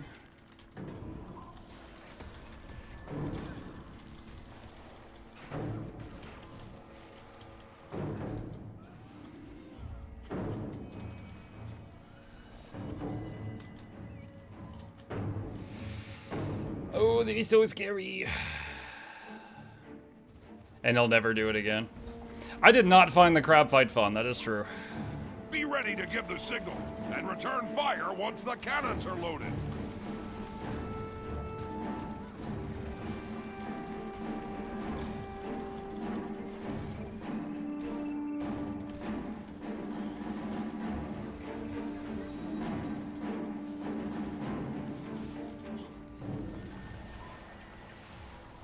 Oh, shoot. The flavor of the month is here. I'm dead. Ring the bell to signal. Yeah, Luminary. Reaper, I was fine. Luminary just instantly deleted me. I think it needs a few tweaks, like the hitbox being too big and the weight's too small as well. So I was tanking it and healing it, Connor, and the main issues I had is one, that thing where he hits the tank and then he hits the farthest person, so he was like ping-ponging all, or she was ping-ponging all over the place the whole time. That was really irritating. The amount of stuns going out, so you just needed a lot of stability to deal with. You needed power people because there wasn't enough time for condies to wrap up with all the target swapping. You needed range people. So it's like there was so many classes that were just like, yo, yeah, you're not allowed to come. And then... Oh, what else? What else?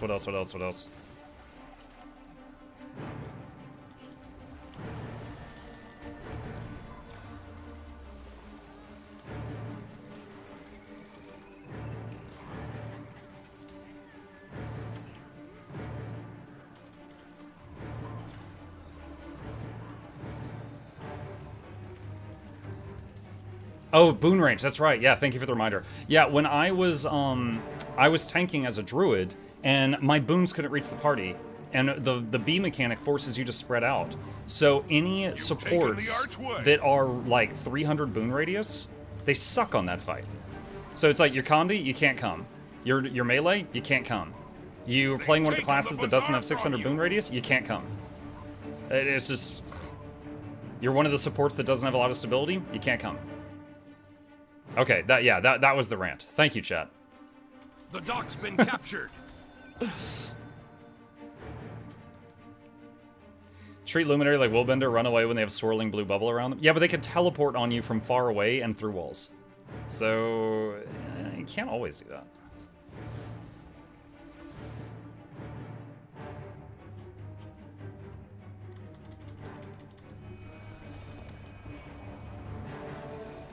Where is he? Okay, I guess someone else survived.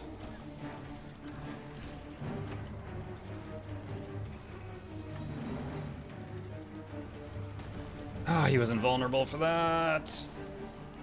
Okay, just forget everything I did there. They were invuln. Be ready to give the signal and return fire once the cannons are loaded.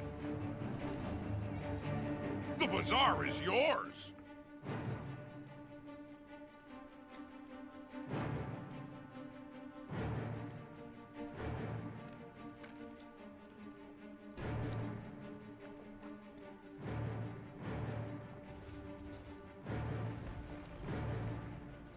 The dock's been captured. Cannons loaded. Ring the bell to signal them to fire.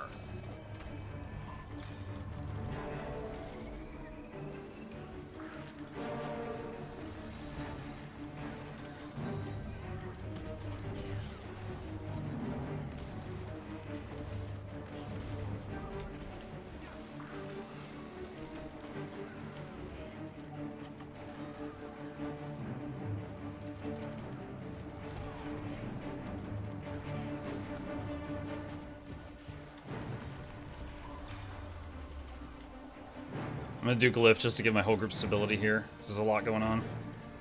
Red team, ring the bell. Oh, man. I know my score is going to be low there because I spent a lot of time running to nodes. Look at this. Right here, look at this difference. And then I stopped following the group and I just started running around and getting nodes. So my combat scores, I'm sure, are terrible. Yeah, very low damage done. But I think that swung the game. Because like right here, I got the bell and I took 2 nodes and then that happened.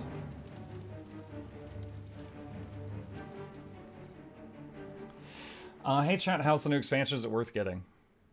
Madari, I think it's worth it. Now, I'm a Guild Wars 2 content creator, so I'm going to get any expansion they make, but the story, the first release of the story was really good. I think it's the best writing they've had in like 3 years. There's a new set of elite specs, so there's, you know, more builds that you may enjoy.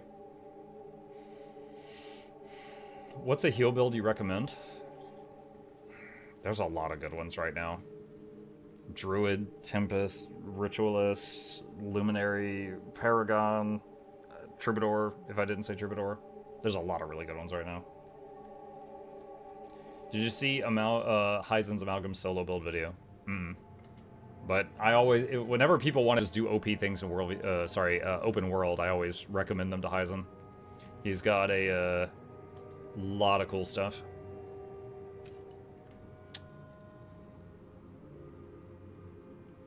The actual limitation of what class can do Kilo, you need 1 legit kiter, which requires Thief or Mesmer, maybe a couple others possible. Every other complementation for that fight makes it easier to do, but it's not required. Yeah, true. You could do it as full Condi, but it would be more inconvenient. You could do it as full melee, but it would be more inconvenient, because you'd have to, like, run into the sand puddles to kill the crabs instead of just shooting them, stuff like that. In my opinion, it just was not a fun fight. Like, tanking it was just extremely irritating. You're trying to, like, hold this thing's attention, and it was just ping-ponging all over the place. My boons didn't reach the party. It occasionally throws you over its shoulder. It tries to stun you. You need stability. You need stun breaks. It was just not a fun fight. So I'm going to make a guide on it for people who want it, and then I'm probably never going back to that thing. What's more fun to play in your opinion, Warrior or Guardian? Between the two, I'd pick Guardian.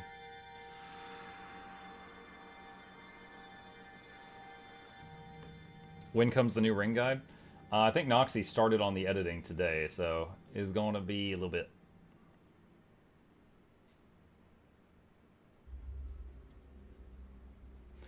The throw attack needs a tell and to be able to be dodged. I shot a step full range away and still got thrown. It was weird.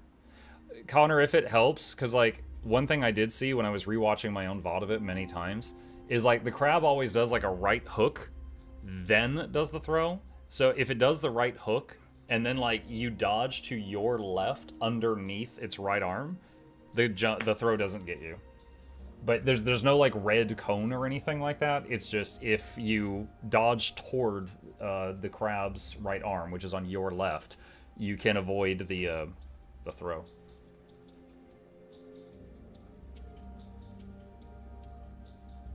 Guardian, a lot has changed. I've been following you. He said Guardian or Warrior, which is more fun.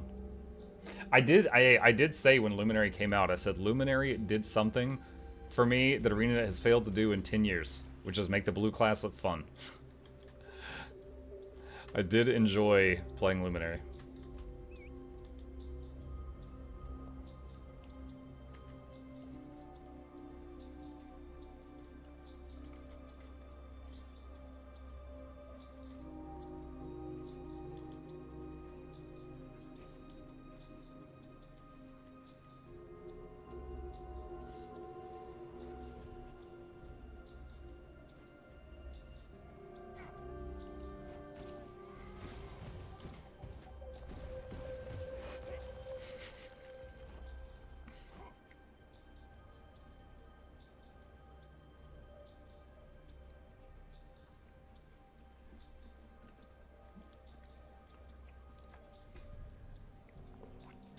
I'm fine with any of these.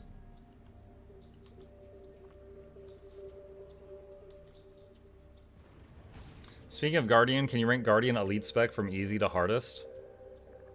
No. I'm just kidding. I would say Dragon Hunter is probably the most basic. I mean, Dragon Hunter is just like, I put down trap, I unga bunga. Like, that's it. I would say Firebrand is probably the most complex, because Firebrand, your F1, F2, and F3 put a different weapon in your hand. So instead of having 2 weapons, you have 5. So that's 25 keys on your 1 through 5 to learn. And then Willbender and Luminary would be somewhere in the middle.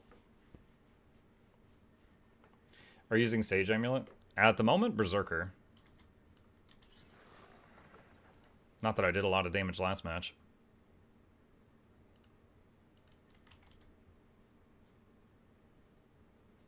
Wait, Sage is conditioned. Why would I be using Sage?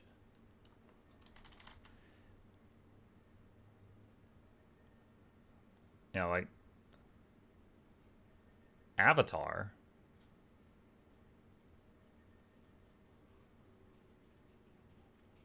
I think Avatar would fit Maces better, or Heretic. I ask because you have the Condi traits. Oh, gotcha. The Maces don't have conditions on them. The Eclipse is just to, like, mess with people. Because, like, Eclipse makes it to where when you do this, it immobilizes everyone in that area. So even if you're not condition damage, like, that's still really nice.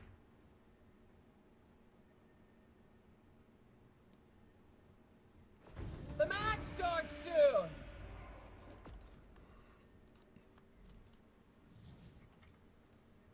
Doesn't Luminary have all the different weapons as well? Okay, so Luminary has 1 additional weapon set, which pulls out the Radiant Forge.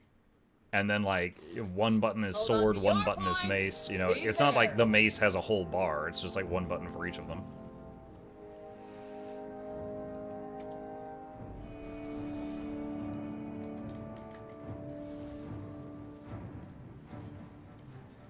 Okay, I knocked down the Writ with the Shark.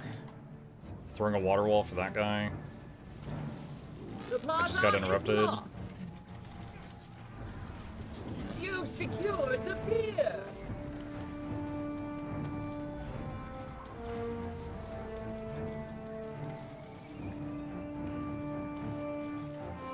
Search and rescue plus Glyph of the Stars. He ported out of it.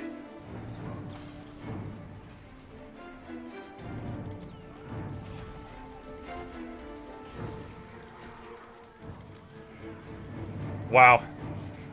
I guess I need to save the search and rescue for after the mesmer ports out of the glyph. Market. I used 2 res skills on him, and he ported out of them.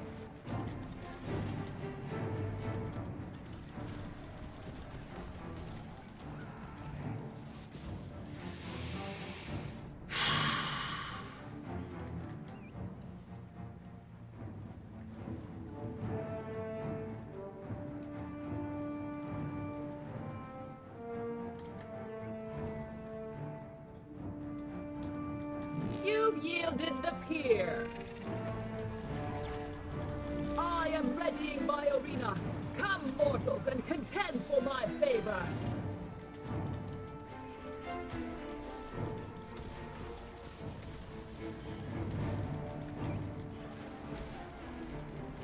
Knocked him down.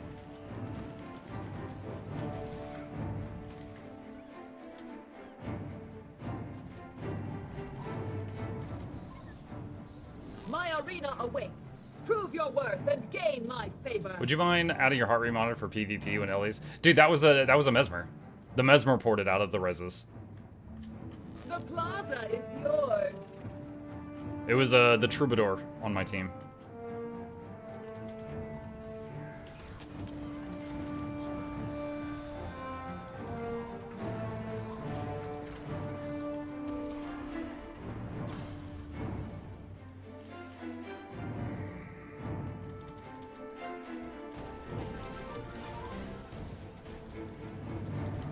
Good morning.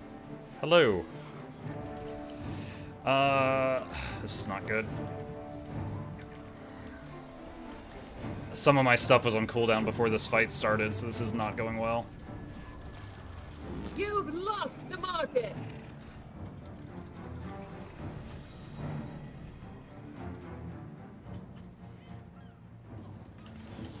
Oh my, I might be dead here. Yeah.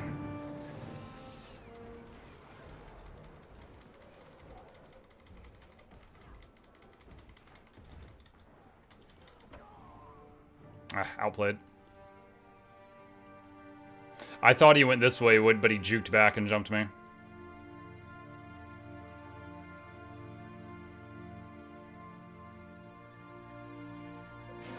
Come, mortals, and contend for my favor.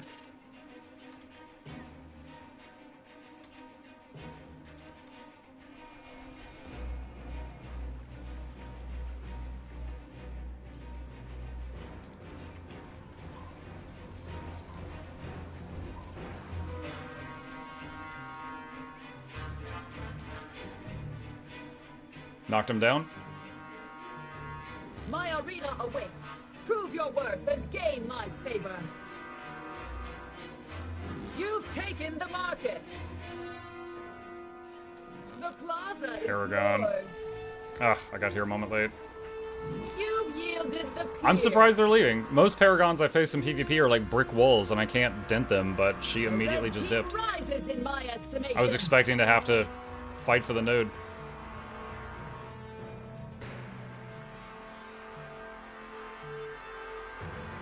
You've secured the pier. The plaza is lost.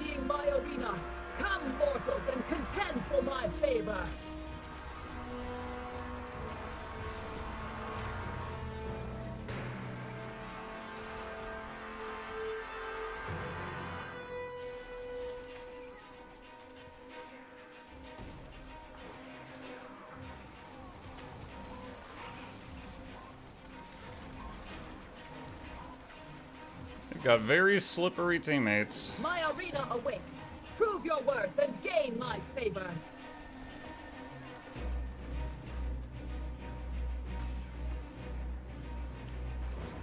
Too late.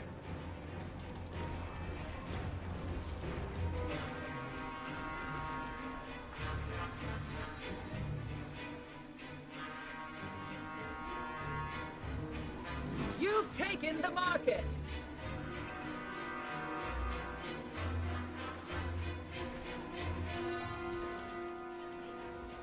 Wow, that movement skill. What the hell?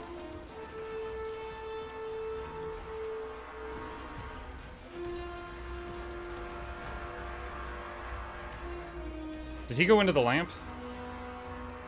Yeah, he did.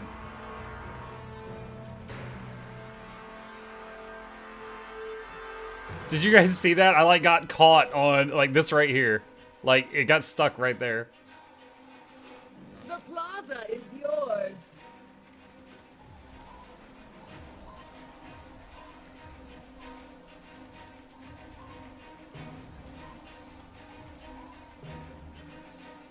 I think they gave up. Oh, they had 2 people quit. Oh wow. I love how Muck uses the gender of the character when saying he or she during the match, like they are actually any female gamers, lol. Oh my goodness. Dude, I don't know.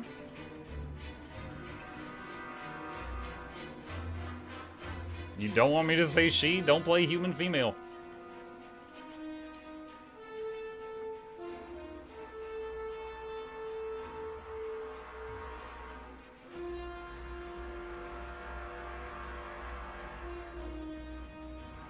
My arena awaits. Prove your worth and gain my favor.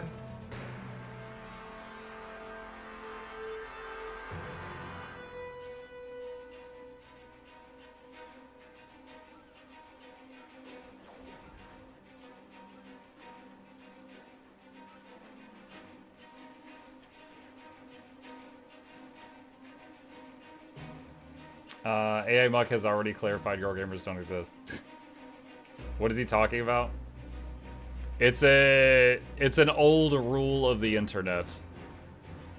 It's a joke from like 30 years ago. Your team is victorious.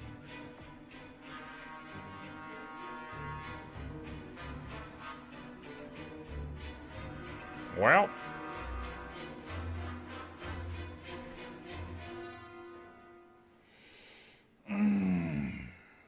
I've never touched PvP. How is it nowadays? I mean, I still find it fun, but there's definitely some stuff that's overpowered that needs to be tweaked. Luminary. Showa.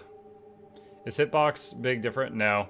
When I first made this character, I made him as short as possible to be a smaller target in PvP, and I found out later that has no effect on it. Also, there's a setting you can turn on called standardized character models, and it makes it to where everybody looks like a human, so that there's no confusion if you want that on.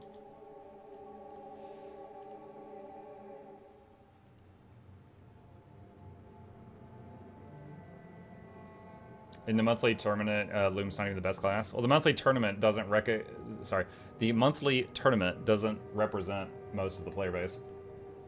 Like, for example, for many years, Mesmer was dominating all the lower brackets, but was terrible at the higher brackets. It still shows that there's a problem.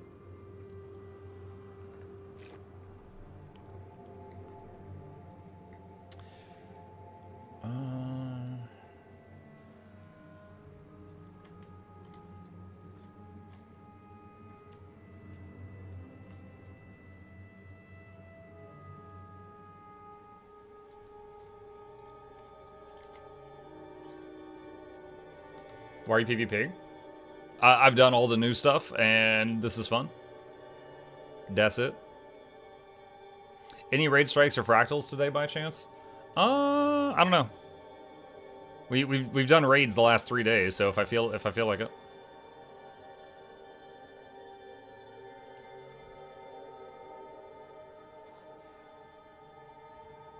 Thought you were testing the 200 rating difference. I mean, it's hard to really tell. I'm unfortunately good enough that I am frequently queued against the top players in the game, but bad enough that I also always get my butt kicked by them. So, I might already be within 200 rating of them.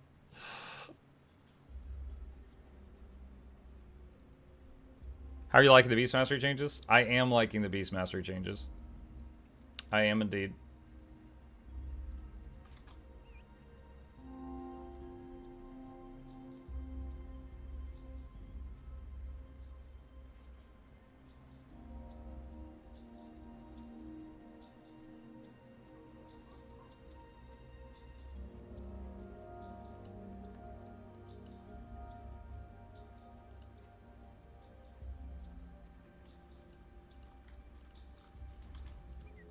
Yeah. One funny thing about the Beast Mastery changes was this trait here.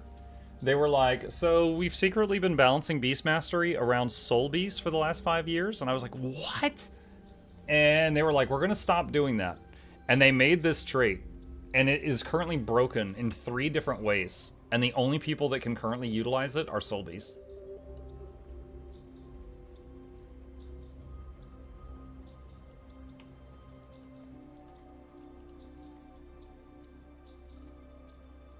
Which classes can now do all rolls effectively well and usable in raids and strikes and fractals? All of them.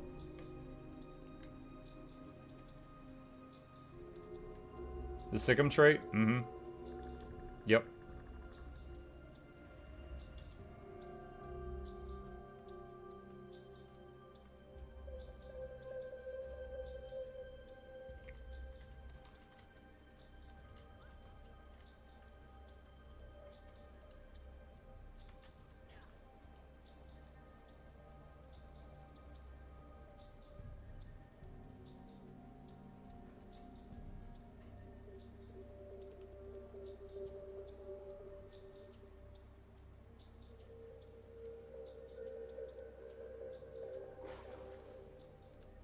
Is Thief Healer a thing? Mm-hmm. Spectre.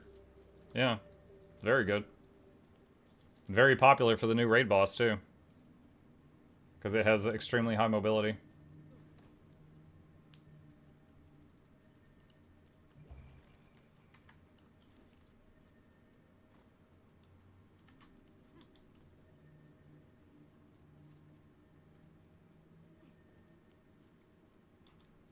Can you recommend any builds that are just press all your buttons off cooldown? The LI builds, there's some low intensity builds that are like that. I can link that in the chat. Just if you use any of those, read the pinned comment. Anytime there's changes, I always put it in a pinned comment. Did you notice you can now change your Wizard's Vault settings different for weeklies and dailies? Yes. Yeah, I did read those patch notes. The match starts soon.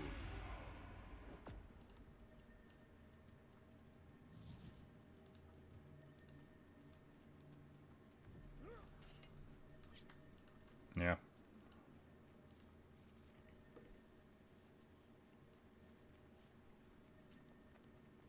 Hold on to your points. Seize theirs. Alright, what do we got? Daredevil, Mech Weaver, Willbender, Gale Shot, but one of our people went far. So that's not good for us in the middle.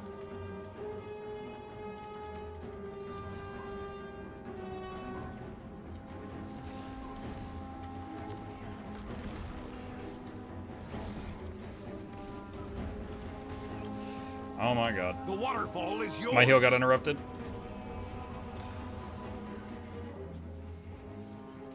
You've captured the quarry. They got the res.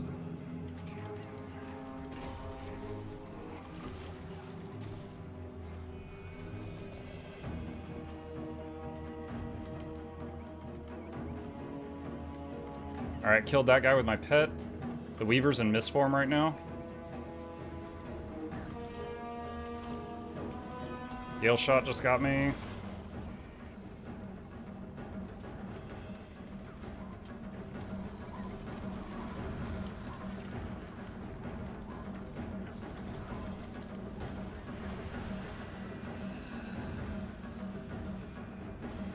That was scary. I was kind of the non-consensual tank for that fight. They put a lot of damage into me.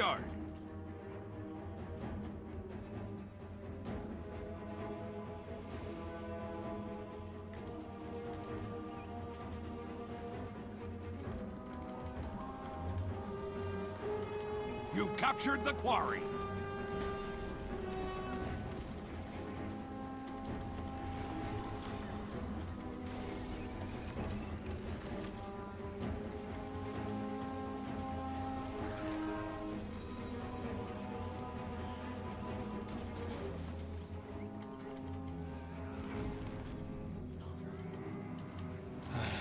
You lost the waterfall.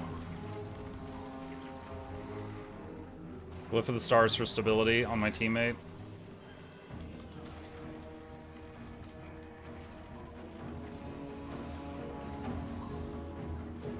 That is super odd that she moved off the point, because now she's not contesting it.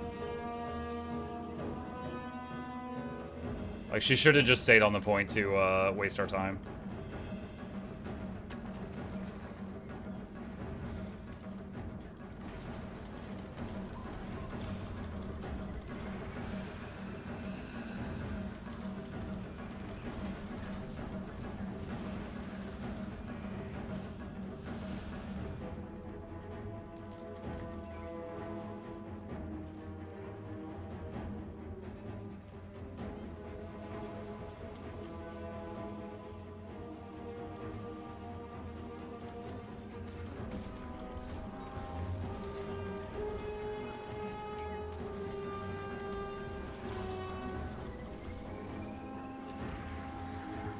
The waterfall is yours. Gale shots on me again.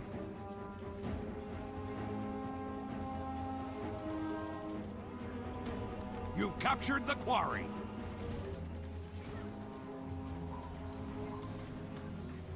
Heal for my teammate.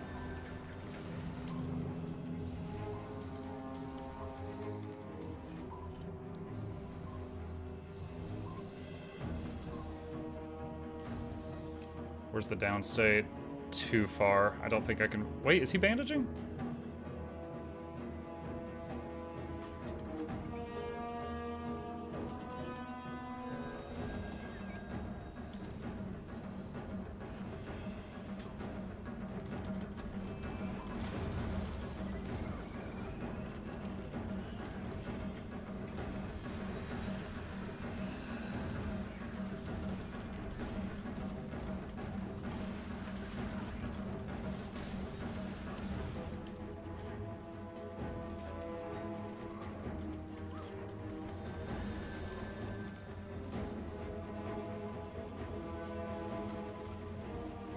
The waterfall is yours.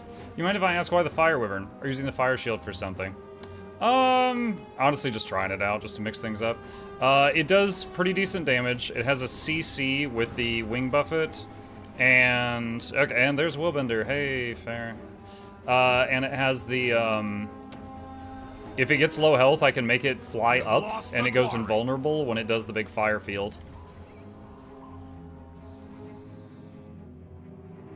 You lost the graveyard. So, and the fire field actually does really high damage, but it takes 2 seconds for it to appear. So it can be really good in a team fight.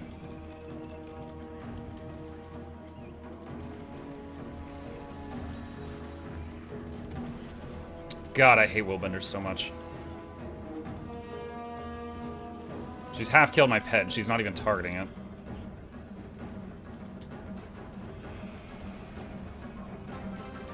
I think I'm dead.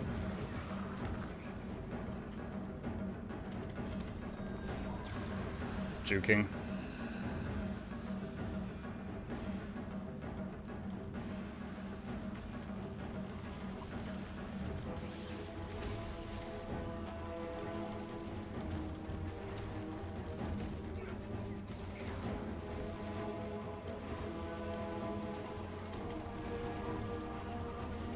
Gale shots on me.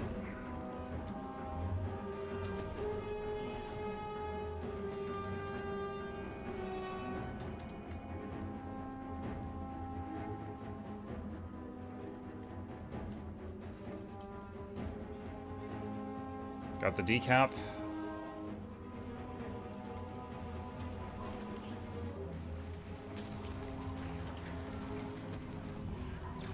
Search and rescue down here. Glyph of the stars. The waterfall is yours. Got the revive. Now what they do with it is up to them.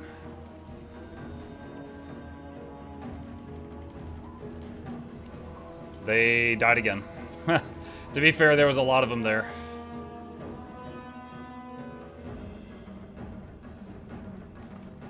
You've lost the quarry.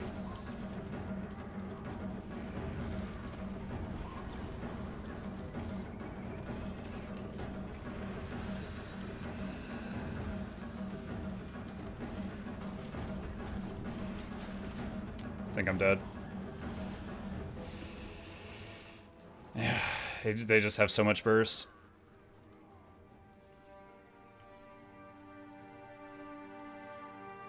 Oh-ho!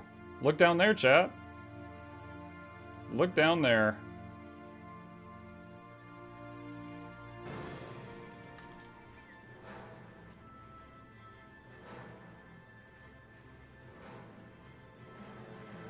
Fuck.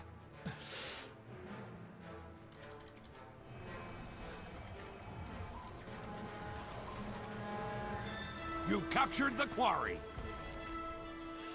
Slash map GG. Your team We had is our victorious. Mesmer went and took out the enemy boss, which was 300, or sorry, 150 points. Got some medals that time. That was a frustrating match though. The enemy Willbender was really high damage, and the enemy Gale Shot was a Gale Shot, which is really annoying on big open maps.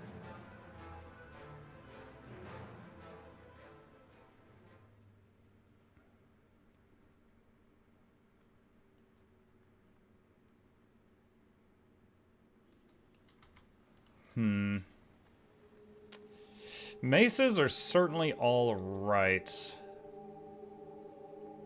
Trying to decide if I want to keep them. I just started using them last night kind of as an experiment.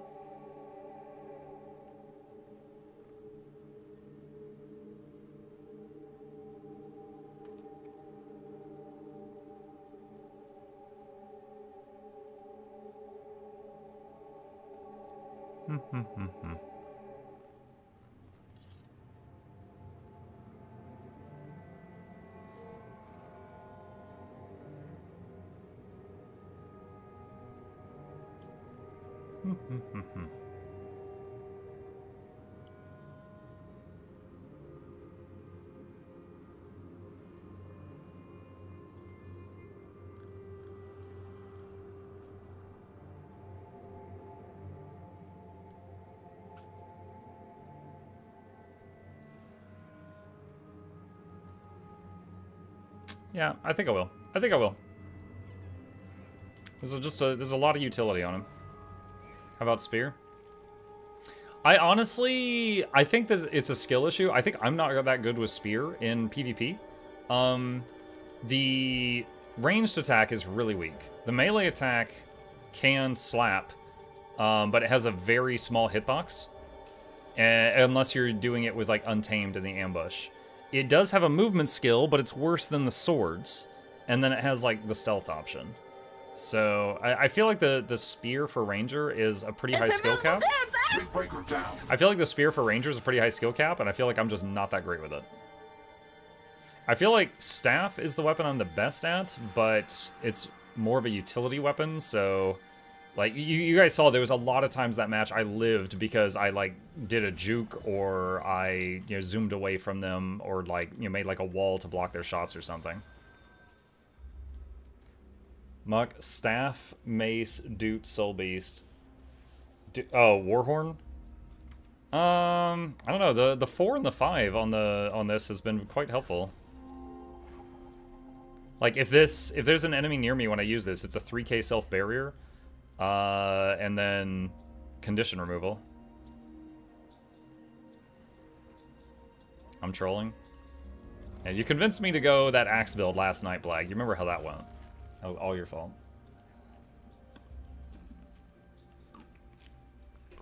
Does Druid's Selly form do damage when played as DPS? War-Torn, if you take this trait, it adds a condition to each of your Celestial Form abilities. And then with this trait, the Celestial Form becomes a decent Condi build option. Now, I am using it with this build, even though I'm power right now, because just all of those conditions still screw with the enemy, right? Like, having Vuln and Poison, even if it's weak, and Chill and Immobilize and a weak Burn just constantly splashing you, still screws with the enemy team. So that's why I'm running it.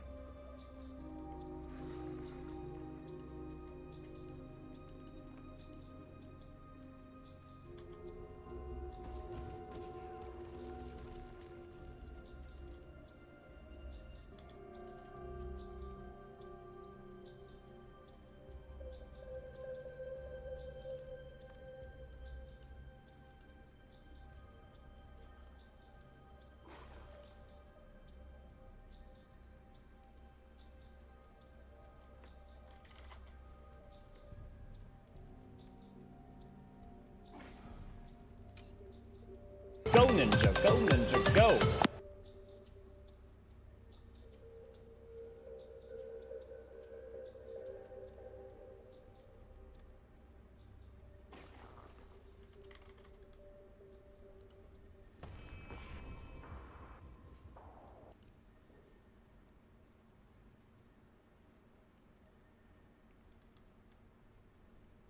Keep Berserker for now. The match starts soon. I was trying to see how big of a difference 500 healing power would be for these skills. And it certainly makes them a little bit stronger, but I don't think it's like a 30% increase to the healing output of these abilities. Like, most of the healing from these seems to come from the baseline, not the ratios. Hold on to your points. Seize theirs.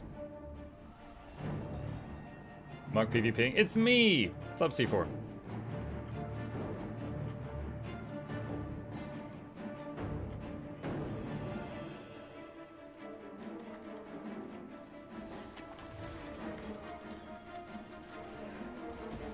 I lost my target. You've seized the henge.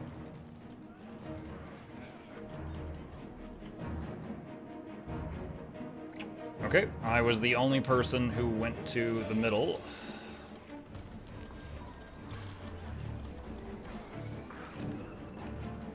The keep's been lost.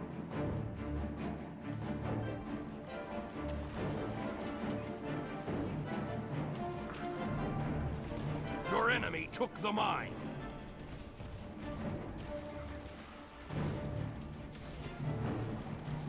Svanir's return.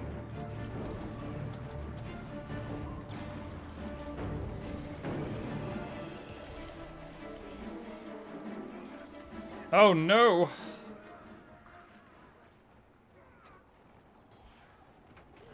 Rip. Art thou feeling it now, Mr. Krabs? Mike, I love you for the ally buzz. I'm not the only one who makes them, but I'm glad you like them.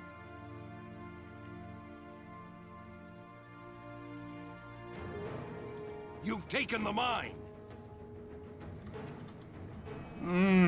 The keep's been lost.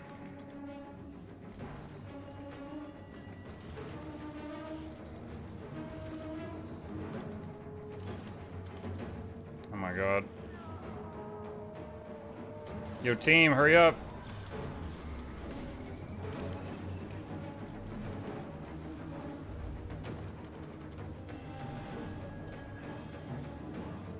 You've seized the henge. Have you tried any of the new relics? I thought of the bubble one. The bubble one and the tidal wave one caught my eye, but I haven't tried them out.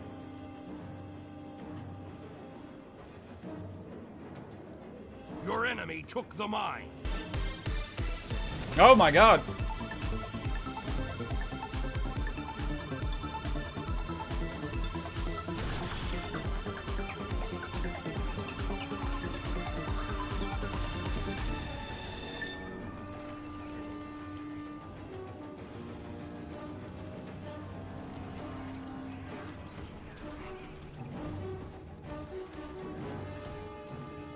This is not going well. And then, freaking Flavor of the Month is here. I was barely holding on against the Willbender, and then this guy showed up again. Dude, I know I'm a ranger, but I hate Gale Shot. I hate it so much. Thank you, C4. Appreciate the 10 subs. I love that Minimuck's mouth moves the alerts. Yeah, he's set to react to audio from the alert thing. So that just happens.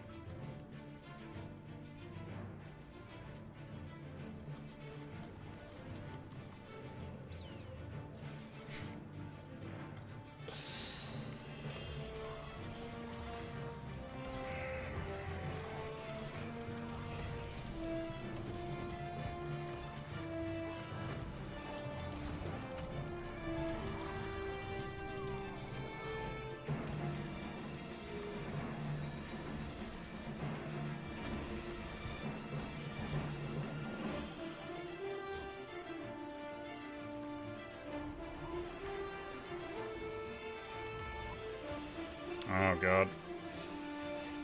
Alright, that's 2 sunbreaks down.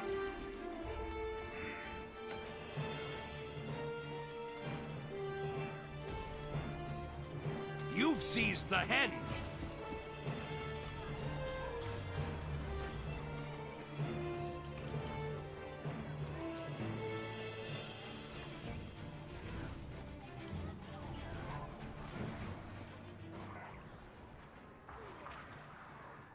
Sadly, VOE specs is OP and PvP. A few of them are, yes. Gale Shot was just, honestly, it's stupid from the design phase. Like, we had a longbow, we had a short bow, and then instead of fixing it, they made a third bow. They made it busted AF, and they were like, yeah, and this class is going to have super speed most of the time while running around. So max range, max damage, max speed. I don't know who thought that was a good idea. The chieftain has returned.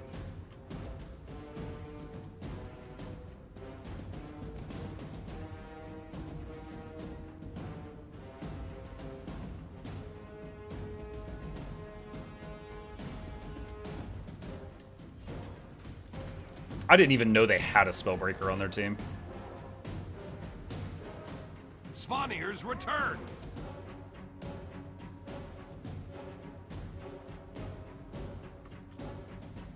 They took the henge.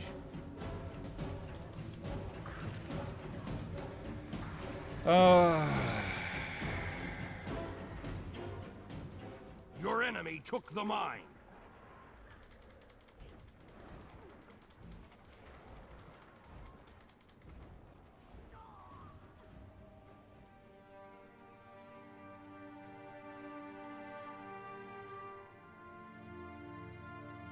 She took no damage. I was stun locked through most of the fight. I burned both my stun breaks, then died. And then it was like stun break, but then I was immobilized. Well, it looks like we've got people just standing in spawn at this point, but yeah. Makes me think of that old League video TBH. Great. Even Flavor of Month is here. Yeah.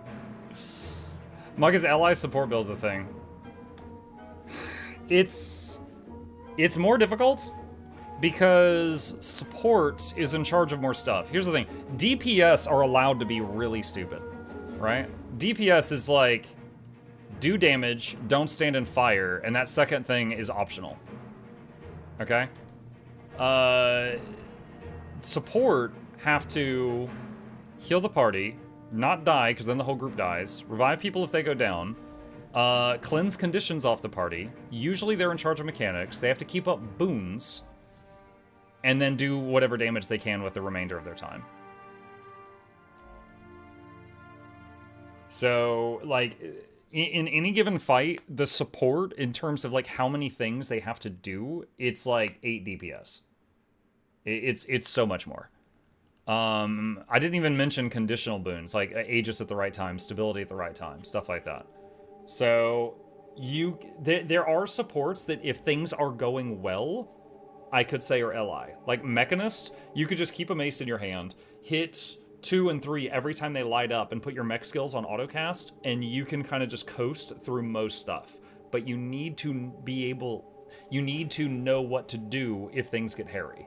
You need to know, like, oh, a bunch of conditions hit my team, I need to pull out medkit and use 3 to cleanse them all. Whatever. You know, you need to know how to do that other stuff.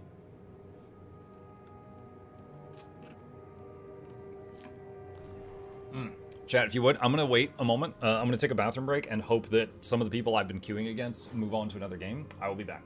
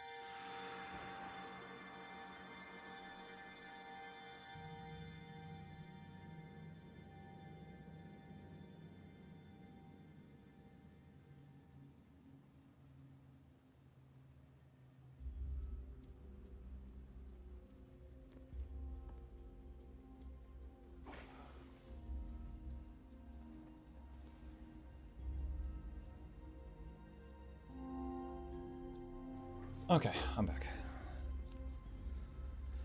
I loved healing in WoW, but I can't heal all the things you said in my old age. What build are you playing? Just a druid build I made up. I constantly tinker with my ranger builds in PvP, just trying different things. Unfortunately, it's difficult to do. If I'm facing a good player that's playing one of the current really overpowered things, it's kind of game over. So I'm hoping I don't run into them again on the next match.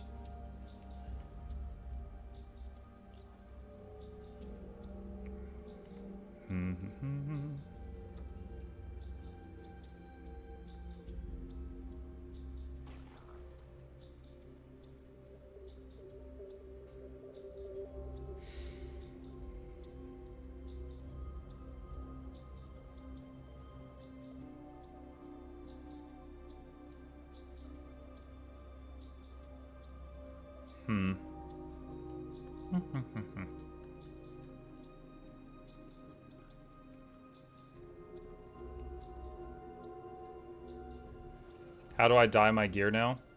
Go to fashion, go to wardrobe, go to a template, get equipped fashion if you haven't already to load your current gear in here, and then you can mess with the dyes.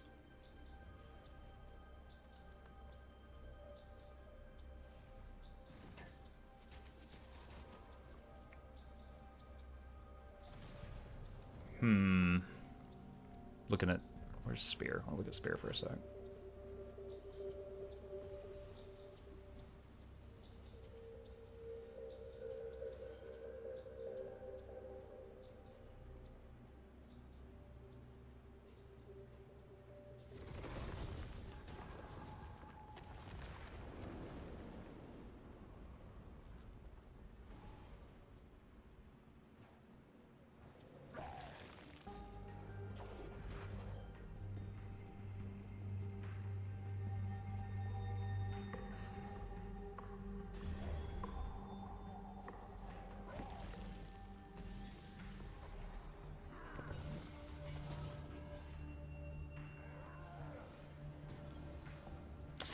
Man, I'd hate to lose the mobility. The spear mobility button is half the range of the staff.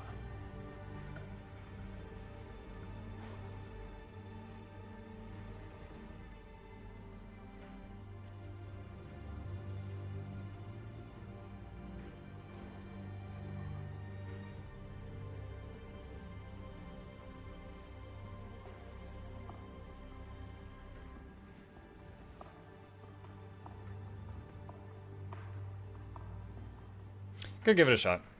Try it out. Maybe I'll be terrible with it. We'll see.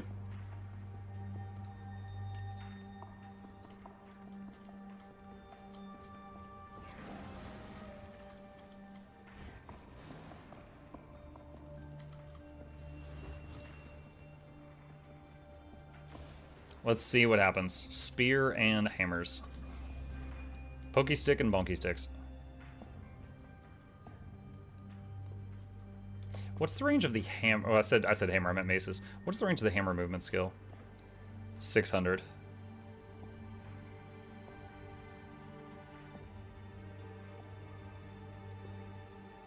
Is Conduit still OP after the nerf? It's still quite strong. I would say it doesn't feel like the biggest problem to me right now, but it is still quite solid, yeah.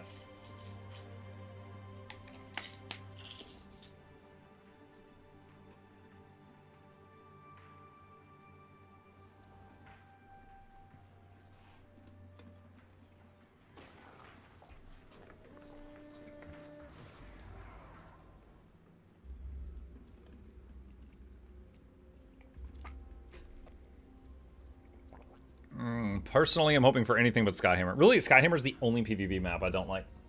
Any of the others, I enjoy.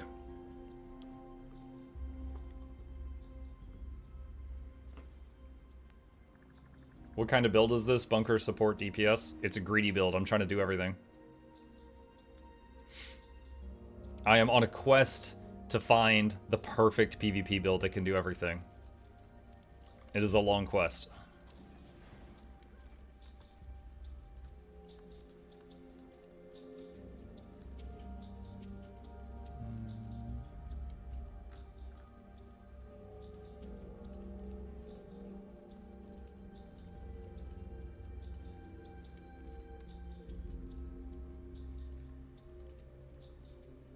Are horses and unicorns confirmed now? What's a horse?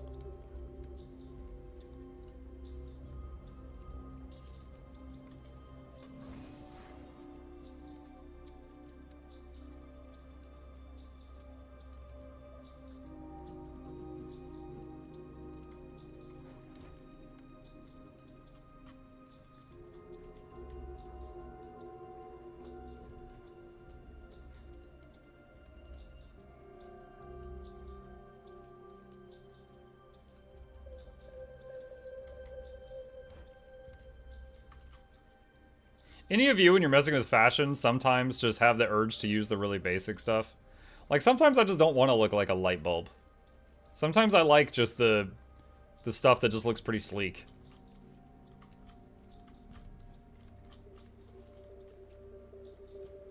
The match starts soon. Let's see, what do we got? Oh, speaking of Conduit, there's two in this game. Daredevil, Evoker, Conduit, Dragon Hunter, Reaper versus Druid, Conduit, Amalgam, Core Warrior, Core Necro. 2 core classes, nice. Hold on to your points. Seize theirs.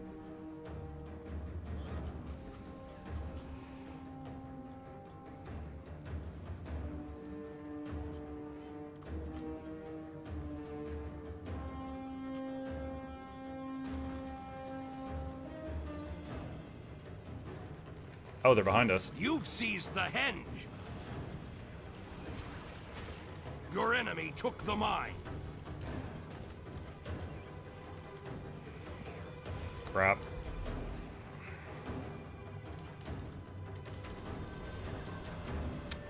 Wow, I got interrupted like 3 times there in those few seconds. Where's our team? One's down here doing nothing, one's up there arriving late, and one arrived in the middle late. Okay. At least they got some cleanup, that's good.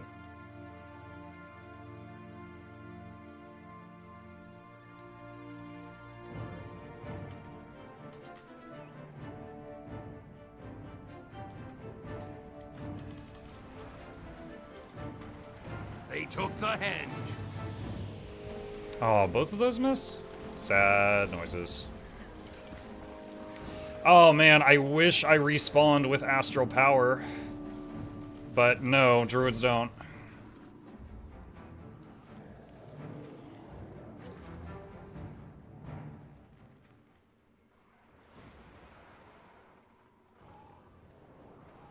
I was waiting to see if they were going to leave me and then I was going to lick wounds, but they didn't.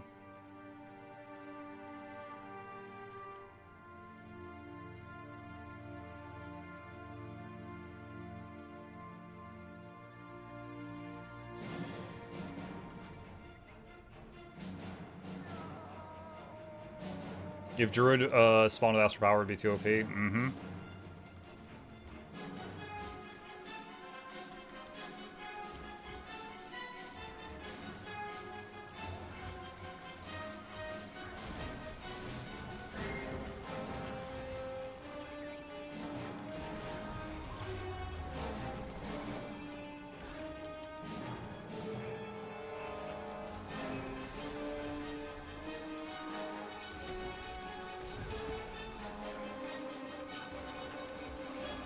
The keep is yours. Miss. Dude, we are getting farmed. I don't even... Well, hang on. Okay, I got a rally, but... Like, I'm in here with a new weapon trying to figure it out, but I'm just getting absolutely blasted right now.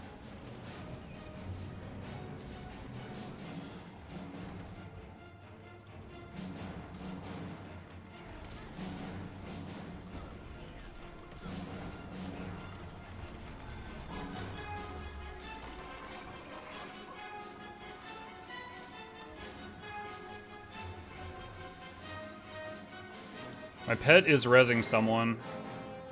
I think he actually got him up, too.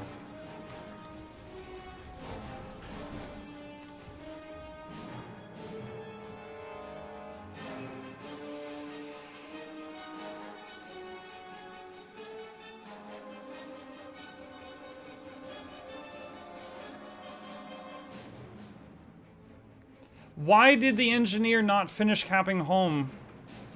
Oh my god.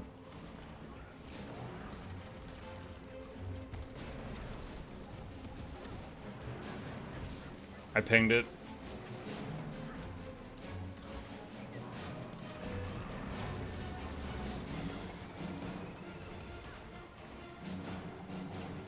You've seized the henge.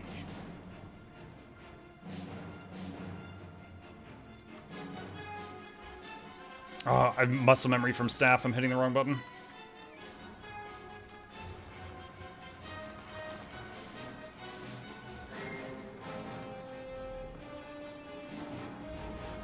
Svanir's return.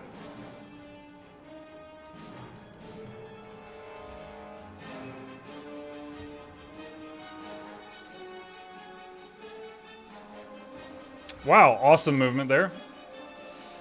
Just hop in one leg.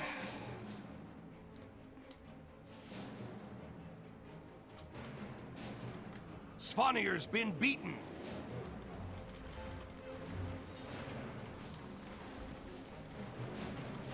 The chieftain has returned. The keep's been lost.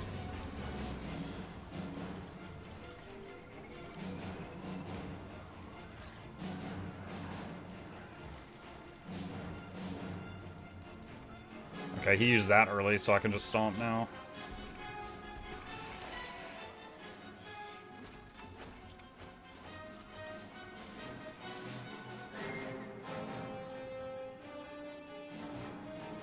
They took the henge.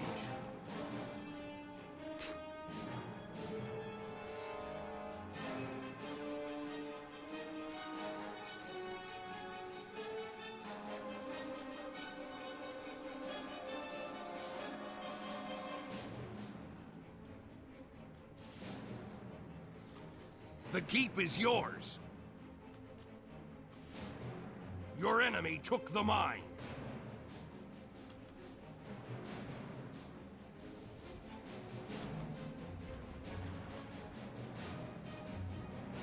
Well, I was gonna jump that guy, but he's doing parkour or something.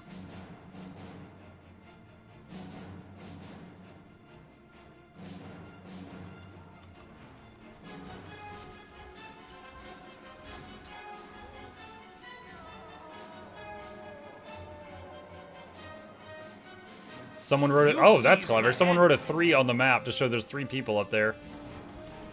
The keep's been lost.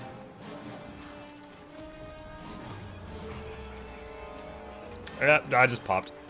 I was gonna finish that and then use my heal, but I just popped.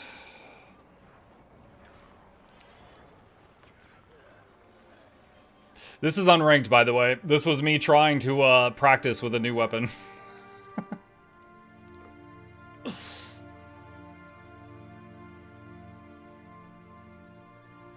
Mike, you got a question in chat.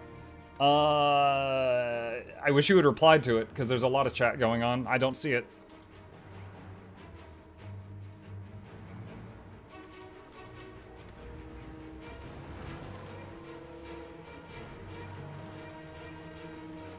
The keep is yours.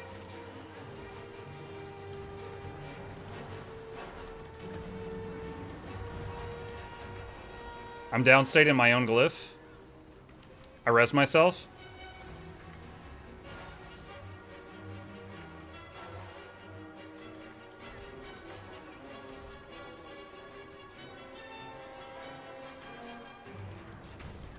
Svanir's return.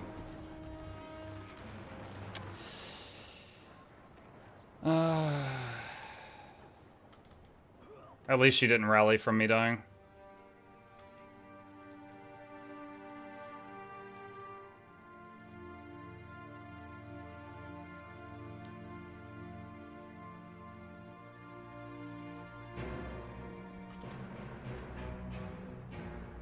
This one? Okay, hang on. The keep's been lost.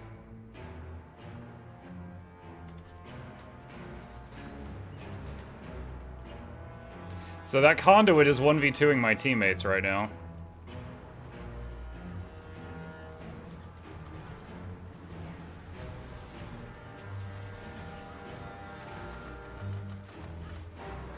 Your enemy took the mine.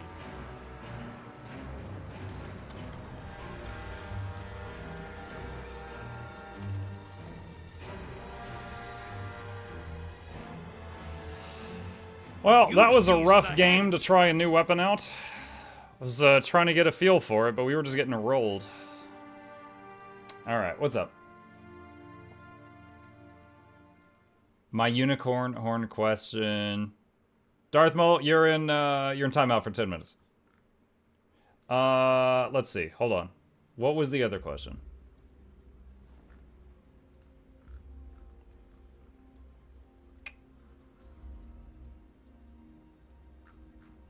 Has anybody responded to it?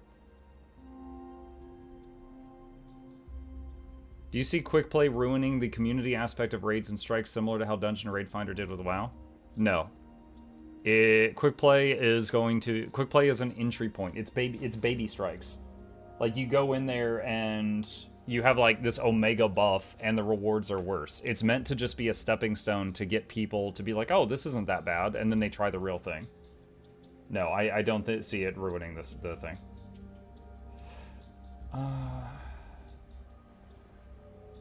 Happy Friday. You as well, Billy. You as well.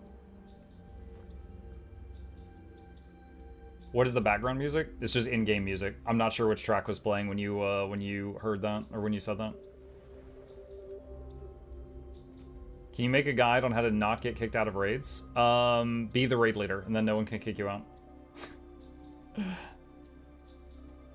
What's the best weapon combo for Soul Beast and PvE? I'm not sure.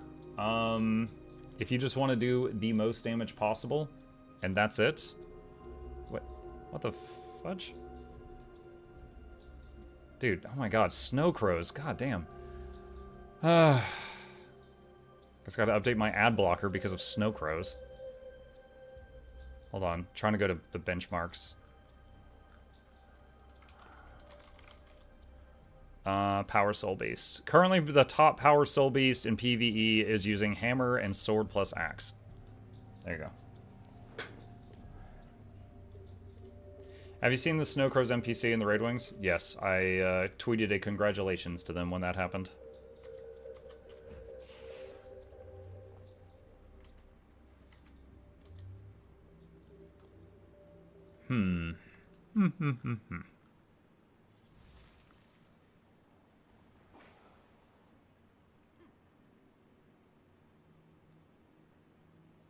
Snow Crow music. Yeah, there is a crow called Snow Crow in the Aerodrome now.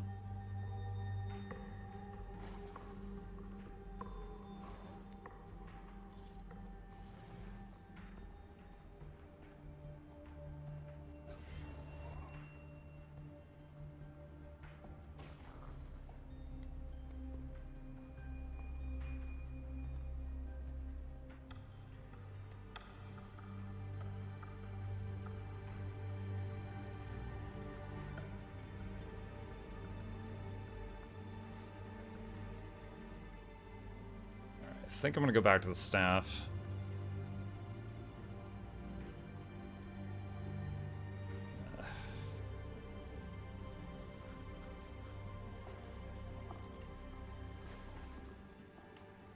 I'll keep the hammers though.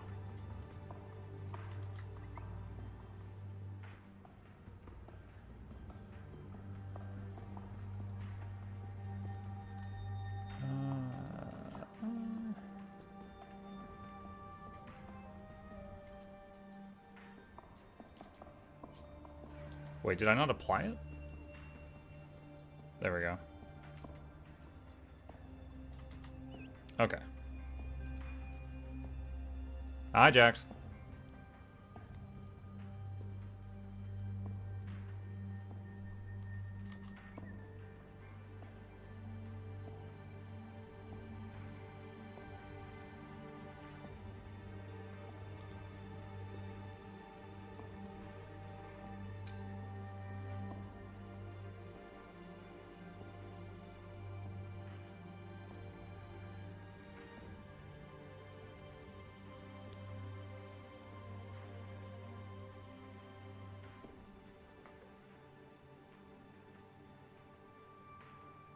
Hey, Muk. Hello.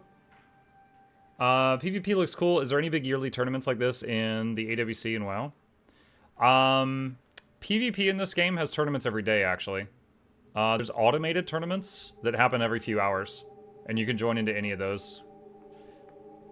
Sometimes it's funny, because like there will be one at like 2 a.m., and it's like anyone up to 16th place gets a prize, and there might be 16 teams or less, so everybody gets a prize. So those are always fun.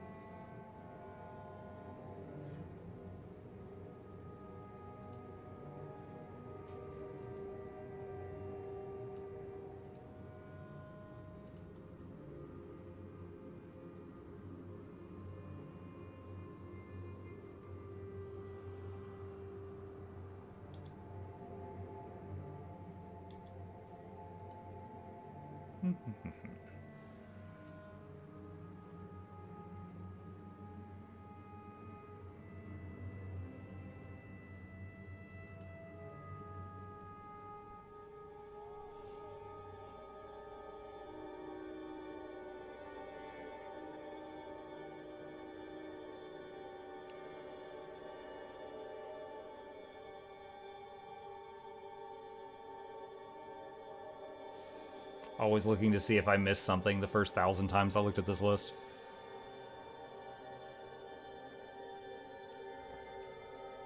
You should use the pig.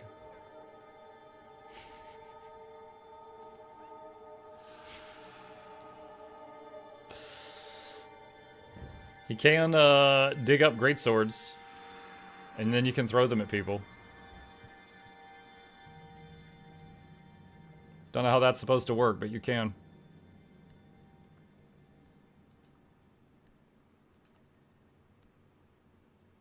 White Moa. White Moa does give allies Frost Aura, which is kind of cool.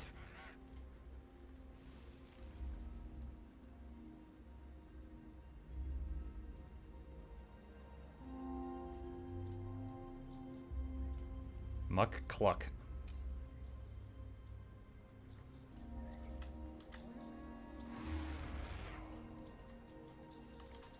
All right, by request, I'll try to use the White Moa in this one.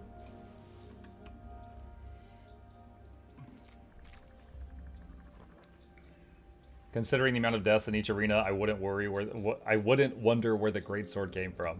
Yeah.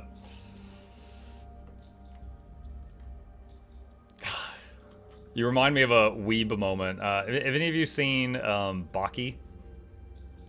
There was this like arena these guys were fighting. It was like an underground fighting arena, and there's like sand was on the floor, and one guy like scooped up a handful of sand and literally just like threw it at the other guy, but there was like teeth and nails mixed into it because so many people had fought in that arena, and it's like the teeth went like hurt the other guy when he threw the sand.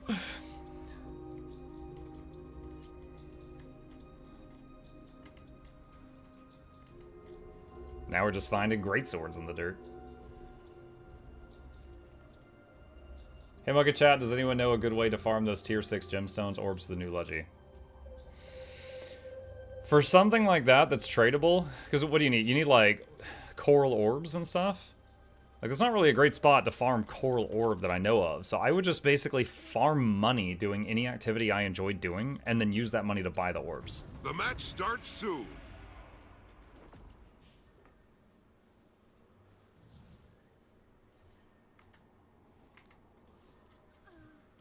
Alright. Okay, she's going that way.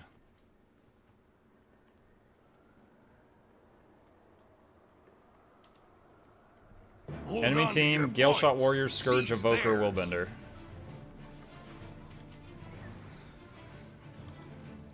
Block projectiles over there. Oh, I need to turn that off autocast. The enemy has point A. Point C is yours now. Okay, he ran.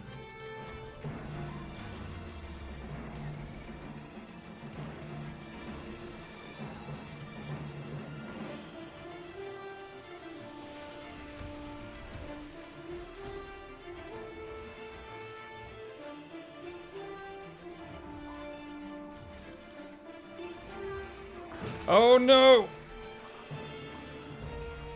Wow. That was so much damage all of a sudden. Point A is yours. Was that the Willbender? Oh my god. None of this is helpful. This isn't even what killed me.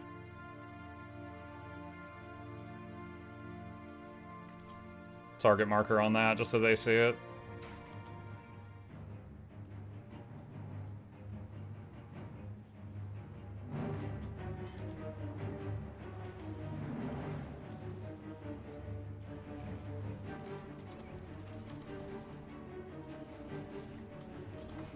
Search and rescue!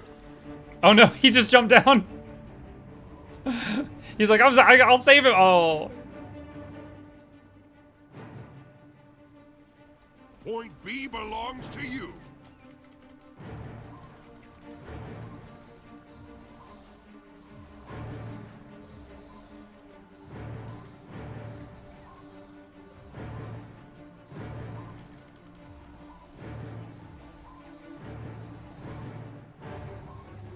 I'm killing him with a laser pointer, chat. The enemy has point A.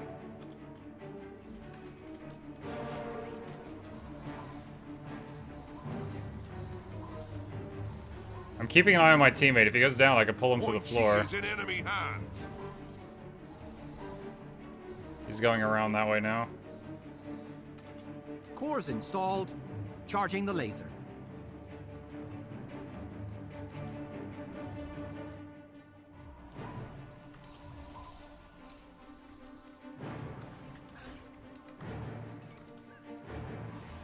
Why did that not hit the teammate there? Point C is yours now.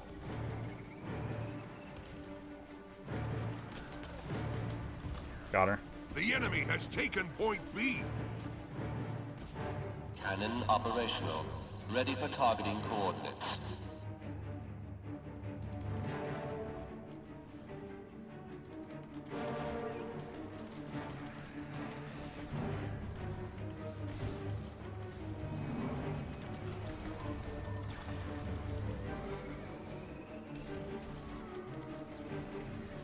Alright, I don't want to cloak my teammate or it'll stop the cap, so I have to move away from him before I drop this. Point B belongs to you.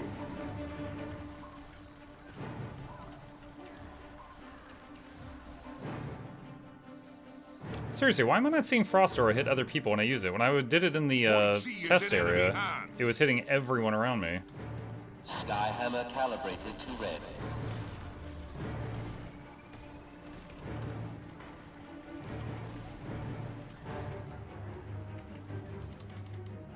Point A is yours.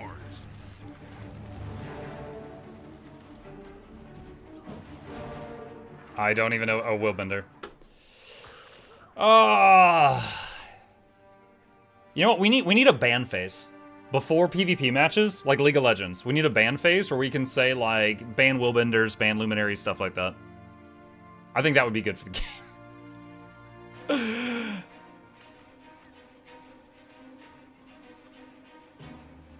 Is Mike using chicken?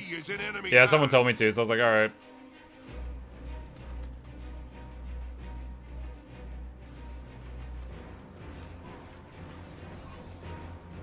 Point B belongs to you. Evade! Oh my god.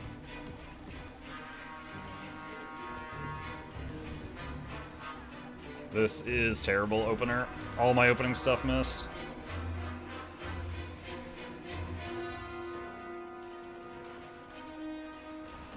That missed also. Alright, you know what? I'm leaving. Someone else can deal with you. I did not do a single point of damage to her during that whole fight, and I used 2 full weapon rotations of abilities.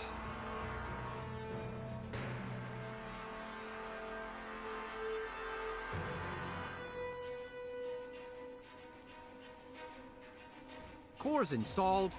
Charging the laser. Point A is yours.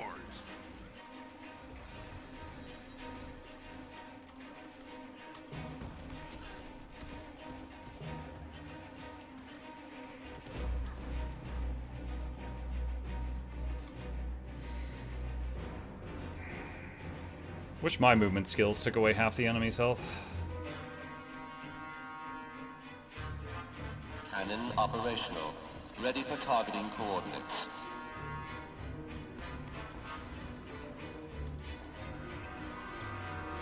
Point C is in enemy hands.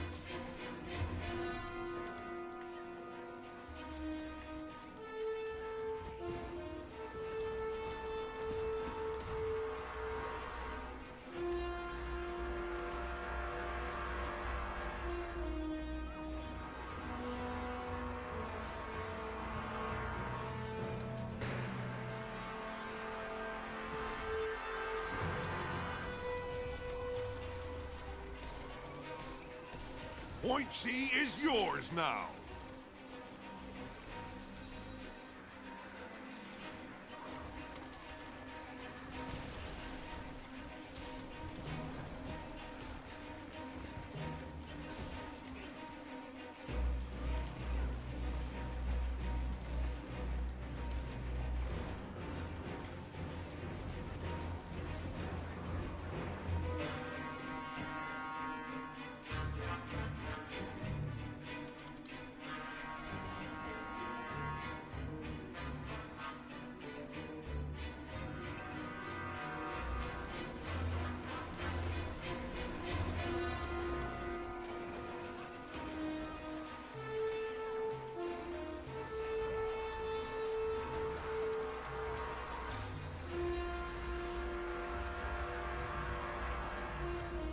Okay, with 4 of us here, we were able to kill the warrior.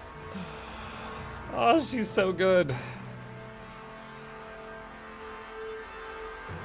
Remember this moment the next time someone complains that core classes can't compete, chat. It took 4 of us to kill the core warrior on the enemy team. The next time someone says warriors need buffs, or that core classes suck, we just play them this clip. Point B belongs to you.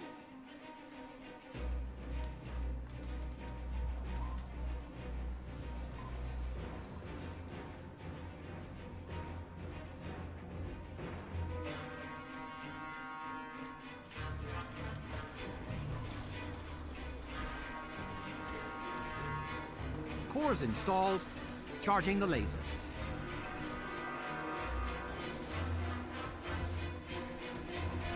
Point A is yours.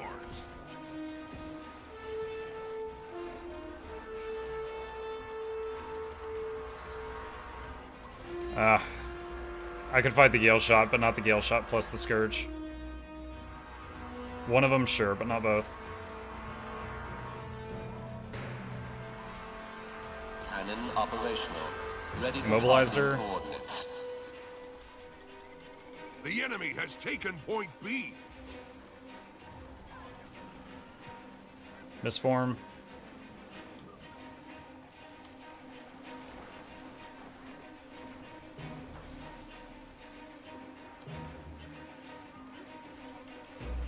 Wow.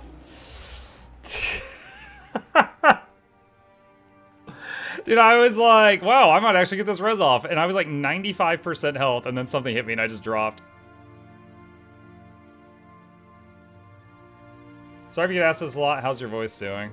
A little bit worse every time I answer that question. No, I'm just kidding. It's pretty rough. It's pretty rough right now. Like, there's significant discomfort. The enemy has point A. I'll need to check to see when my next appointment is with the doc.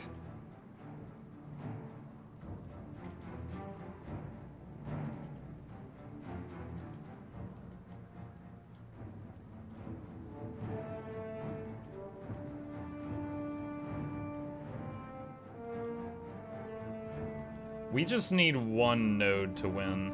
Point B belongs to you. So I can just, if I can just hold this for like 30 seconds.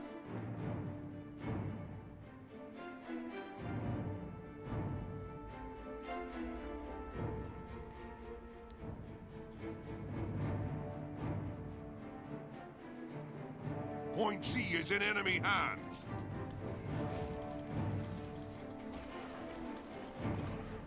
Oh my god, dude, everything got interrupted. Halt Skyhammer calibrated to blue. Incoming. Halt all movement. Experiment. Wow. Direct lightning. What is that? Direct lightning, 10,249 damage. I actually don't know that move. Hold on. Is victorious. Knowledge. What is this? Oh, that was the Skyhammer thing. Wait, I'm sorry. Did I get hit by lightning and then the Skyhammer announced? Hold on. Did the announcement happen after?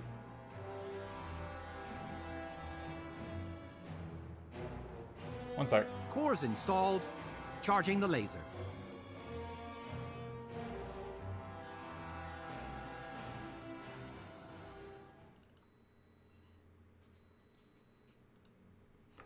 I'm actually curious here. One sec. I did not do a single point of damage. Good job, Mark. Doing Hey, 30. C is in it. Oh my god, dude, everything got interrupted. Halt Skyhammer calibrated to blue. Incoming. Halt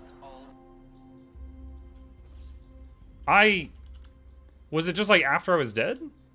Or after I was downstate? Like, I don't even see the big red circle. Like, the big Skyhammer circle. And then it says Skyhammer killed me. Like, I see it now. There's the edge of it right there. Yeah, I got killed by it before it rendered. Now, it didn't matter because these two people just deleted me. But, yeah. I got killed by Skyhammer before it announced it or rendered it. I would have been really mad if that had been what downed me, but I was already down. Okay. Alright, give me just a second. I need some more water, and then we will continue. Be right back.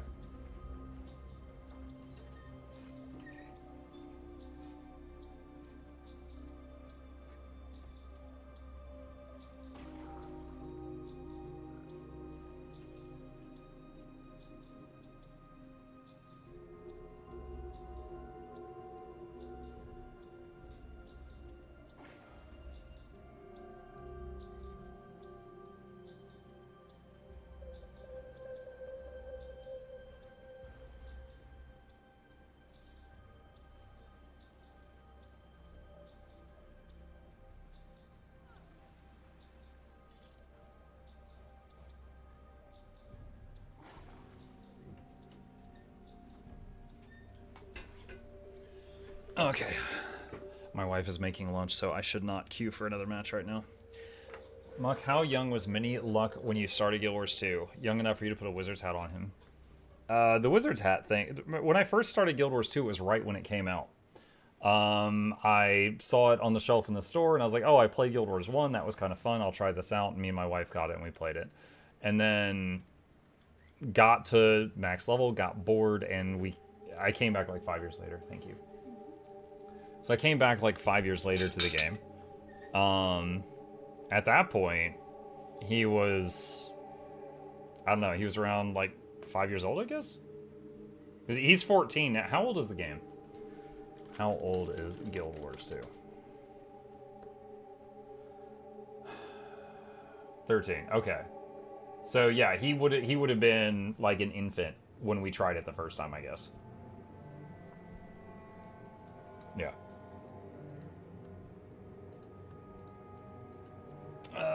Guys, I finished the crab fight. Congrats, Barry. I mean, I have such a love-hate relationship with PvP. It's like, it's kind of like if I was a fan of City of Heroes, and I want to go back and play something that I no longer can. Like, 6,000 games played, but I'd feel like that we are just like in the worst version of PvP that has existed in the last 10 years. It's just so bursty.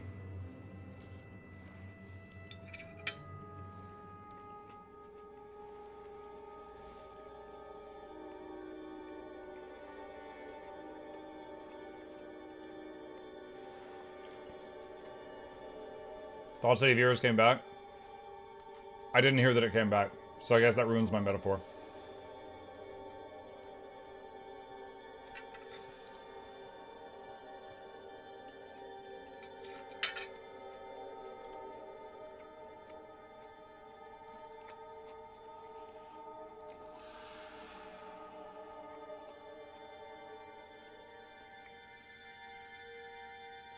Maybe lag from EU. Oh, the Skyhammer thing? Possibly. But it was weird that I got killed by it before it rendered it. Have you tried playing Core Warrior for PvP? I heard they're decent. They're very good, but I don't enjoy playing Warrior, so I would rather play a different game.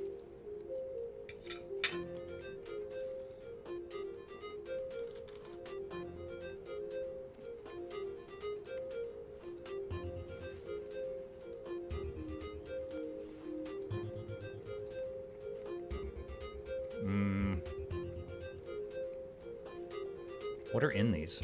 I'll look that up in a minute.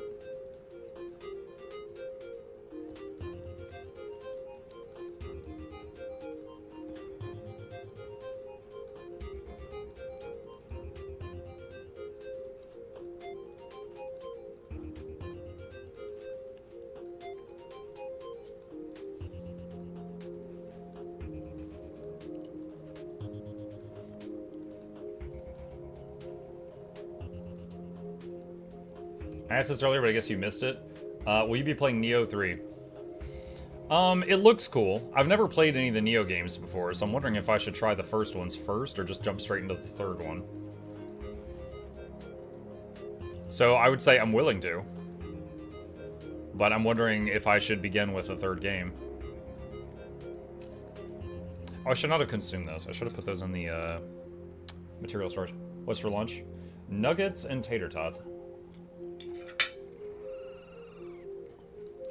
My kid has digital online school today for some reason, so my wife was cooking for both of us.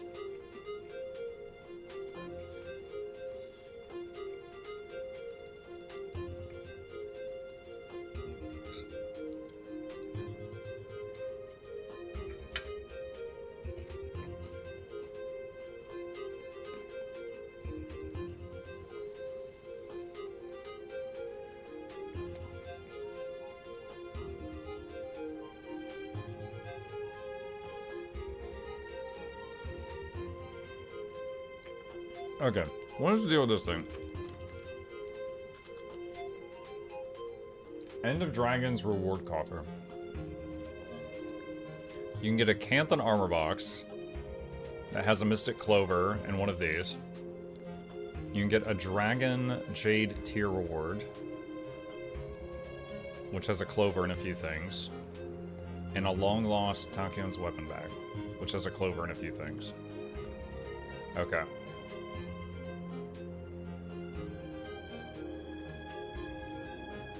I wish I could see from looking at this which one of these has skins that I'm missing.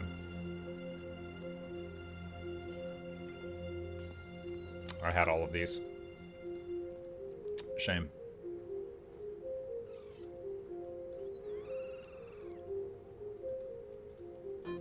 Okay. That's out. Box of Grandmaster Marks.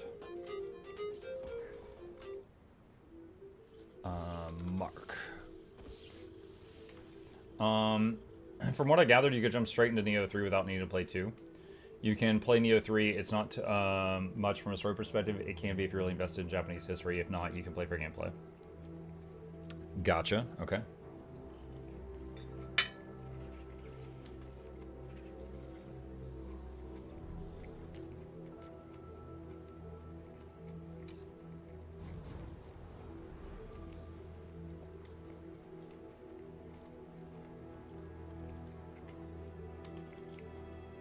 Sell junk.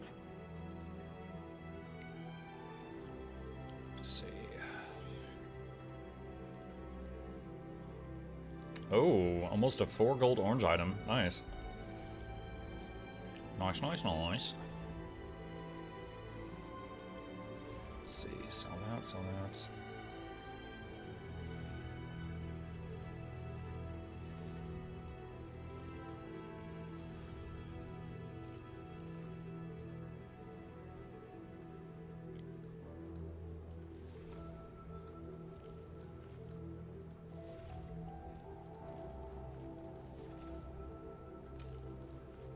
Okay. And the rest of these orange items will go.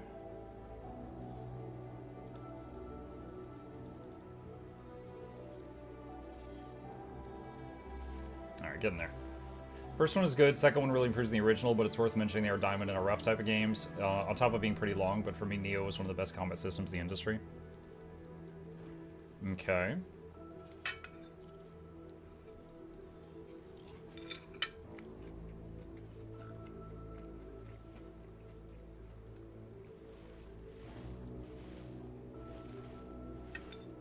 What are you eating? Nuggets and tots.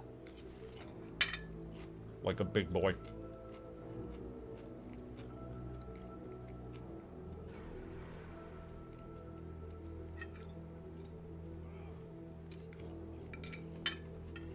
Bon appetit. Thank you.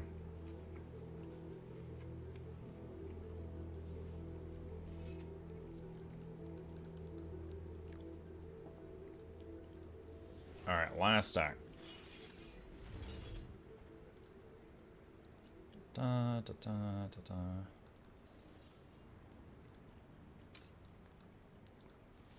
Couple items worth selling before salvaging. Alright, salvage all yellows. How do I get into the game? Every time I log in, I feel like a pressure to catch up on 10 years content. You certainly don't need to catch up on 10 years content. So the game's max level has not changed in 10 years. They just keep adding more and more things to do at max level. You can take your time. There are people in pretty much, nearly every zone of the game. So you can literally go do whatever. Right? You don't need to catch up. This isn't like WoW, where if you're not caught up with the player base, you're in dead zones and nobody's there. Like, there's plenty of life in the older zones as well. So you can just do whatever you wish.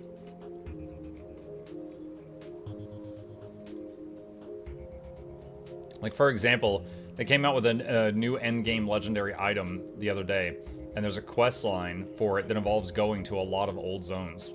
So there's like a lot of people running around in the original zones right now. And they do that kind of thing all the time.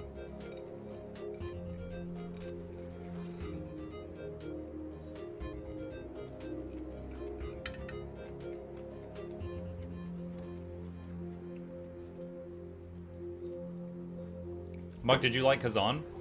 If you mean first Berserker Kazan, that might be my favorite Souls-like ever in terms of how it felt to play. And I think Lies of P is probably my second.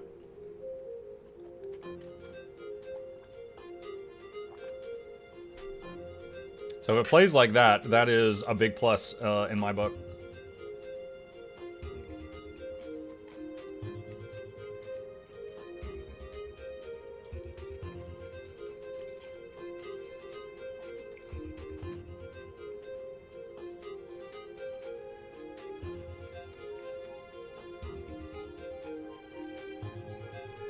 Lies of P had better bosses. I mean, I think they both had good bosses. I remember that dragon in Kazan that I accidentally went to when I was too low a level, and it was a 20-minute fight. I couldn't pause it. It was brutal. Like, I remember like 18 minutes in, my hands were shaking bad. It was like, if I die, I have to do this all over again.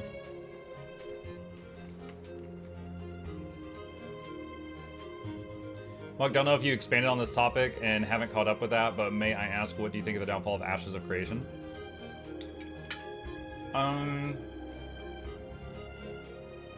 Do I still have that meme? Hang on.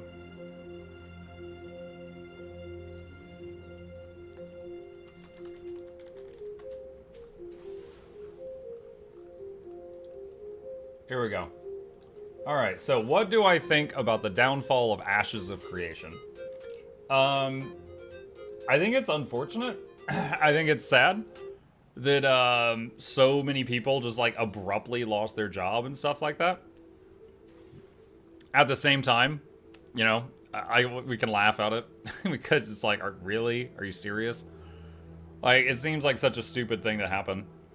They said don't worry, we have enough money to finish the game, and then they did like a $50 Kickstarter, and then they charged for early access, and then they were like, we need more money. And then they're like, we don't have a board of directors. And then the leader, the head guy's like, you know, I left because I had a spat with the board of directors. And it's like, okay, well, which is it? You can't have it both ways. So I think it's unfortunate because I thought the game looked kind of cool. I was very interested in the class system. It had a dual class system, just like Guild Wars 1 had. And I was interested in trying it out once they were done with it, but I didn't want to play the early access. So I ended up never trying it, and, you know, now it's gone. So I think it's kind of silly that happened. Yeah. Definitely seems like hardcore, lose all your loot if you die MMOs are not lasting long. Because new people get farmed, and the veterans get mad that they run out of people to kill.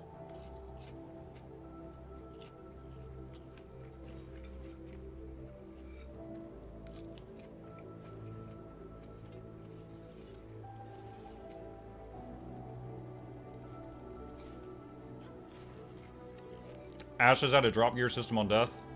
I know it had some kind of open world hardcore PvP. I don't know how severe the penalties were if you died.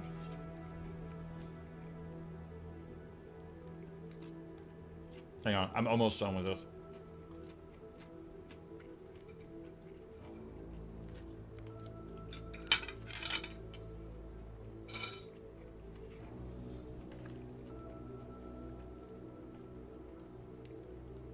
All right.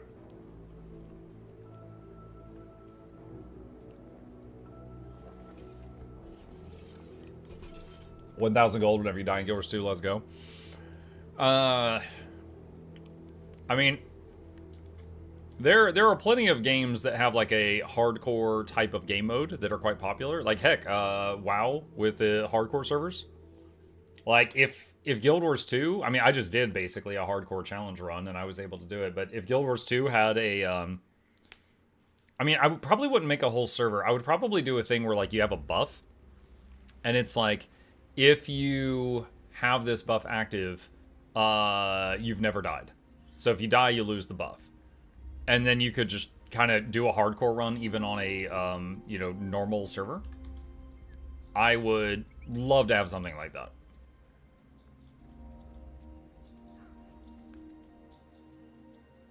Because I would make another character kind of like the Craftlock one and see how far I could push it. MMO genre will die out, sadly. It's possible, but, I mean, you've still got people willing to pay $15 a month for World of Warcraft after 20 years, so it's no guarantee it'll happen.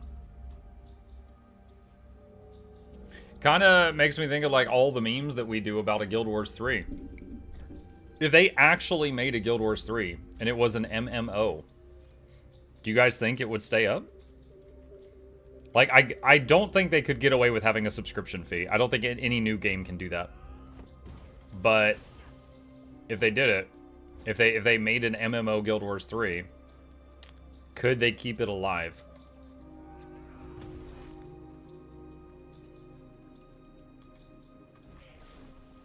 Guild Wars 2 mobile game, let's go.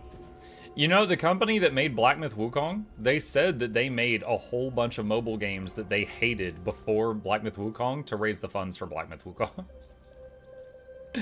Like, that was an actual thing.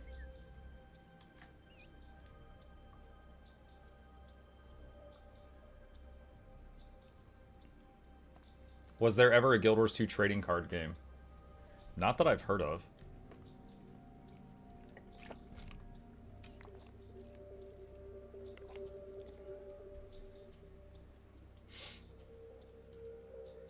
It would have to be really different from Guild Wars 2.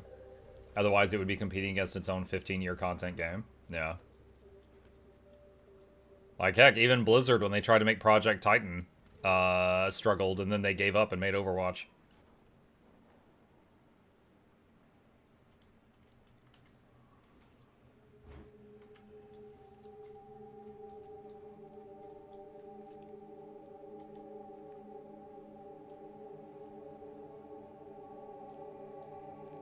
The problem is there are so many cheesy things that can kill you in this game, like gliding in and clipping in a no-glide zone and falling to death, skill issue, or zoning into an instance that they already pulled and you just die, less skill issue. Oh, dude, the same thing in WoW. In a hardcore WoW, mages can blink on like a blade of grass wrong and they will fall through the world. I mean, yeah, I mean, that kind of crap happens in other games too.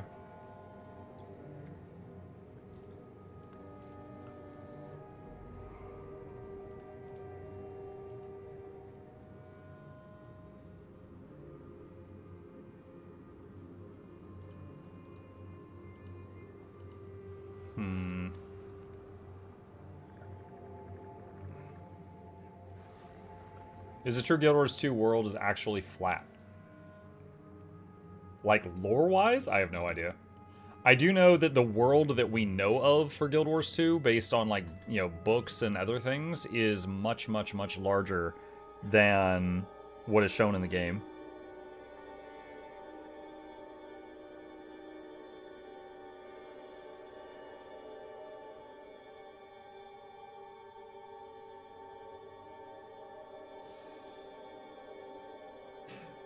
Guild Wars 1 story beats Guild Wars 2 story?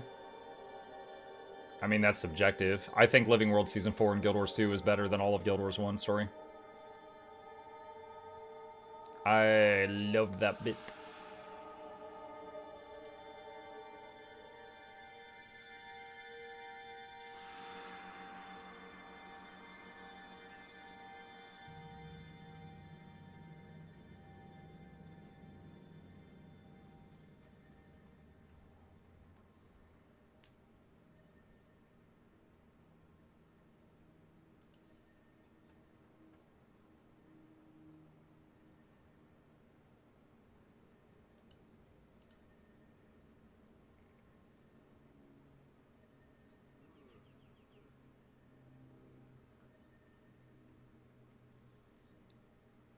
Let's try the Phoenix for a round and see what happens, chat.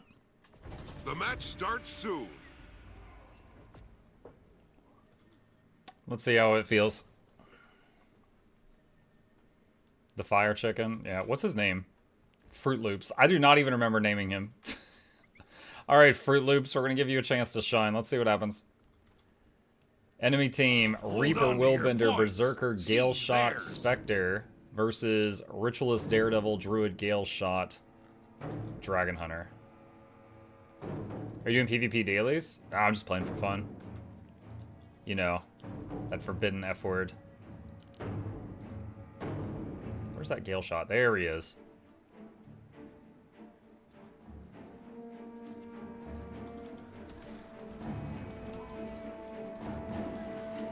Okie dokie, they're all on me. The waterfall is yours.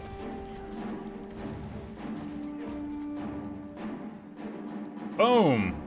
Fruit Loop's got a hit off.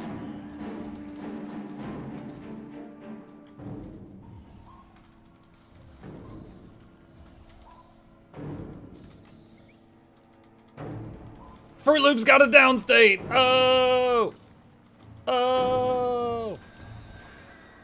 Oh wow, he teleported up there but still got executed.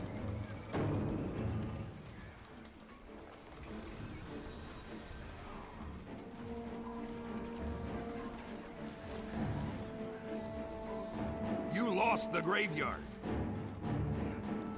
Search and rescue. You lost the waterfall.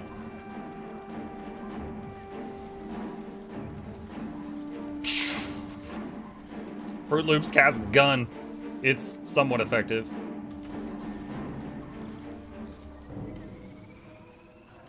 Oh, they got a will bender. No one told me they were bending wills today.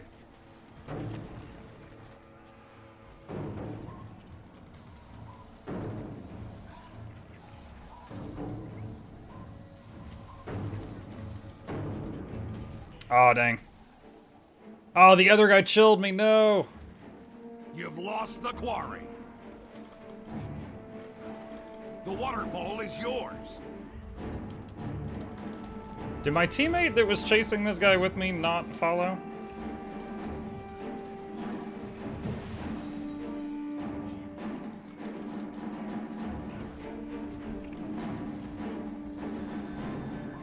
There we go. God, I almost died again. You captured the quarry. Oh, Guardians are so stupid. You lost the graveyard. Ah, crap. I need to get health back.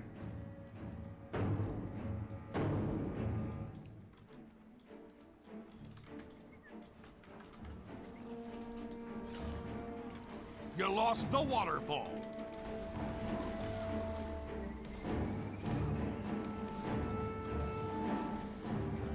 Invis-stomp.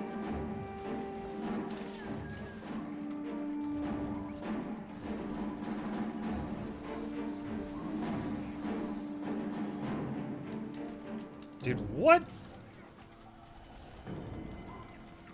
Oh, wow. She got rallied instantly.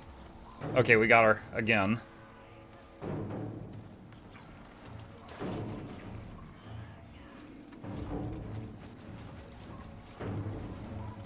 The waterfall is yours. Glyph of the stars right here. Ow, ow, ow, ow, ow, ow, ow.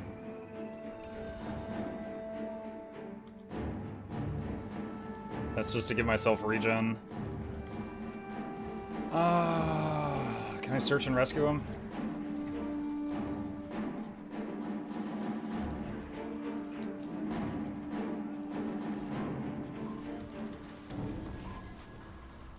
I can't get the res off. It's not gonna happen.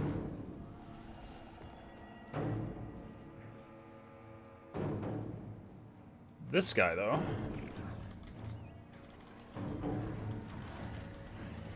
Fruit Loops with the beam! And he got rallied instantly.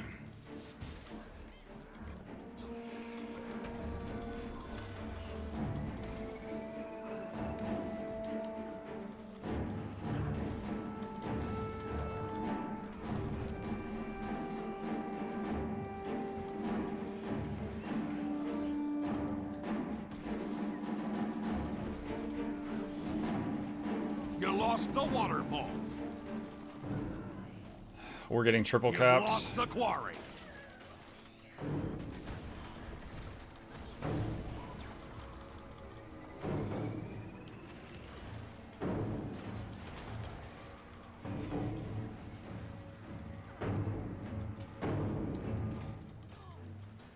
Oh my god, I can't do anything.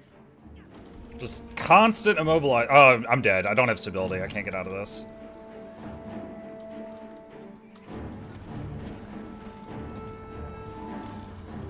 My only hope is juke. The waterfall is yours.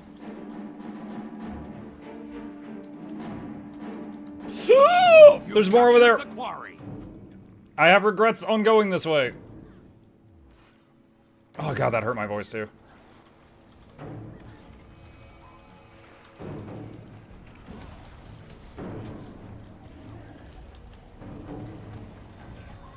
You lost the waterfall.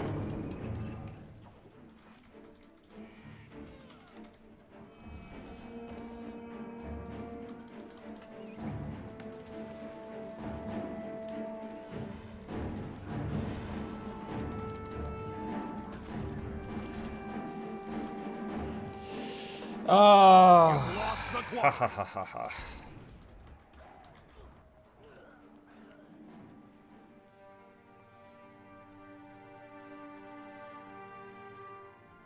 Yeah, that was rough. Ran from one group of them into another group of them into another group of them. We need to decap. I hate women. Yeah, me too.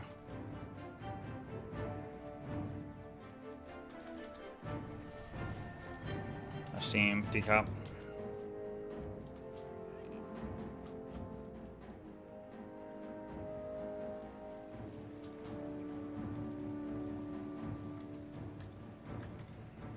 You've lost the quarry.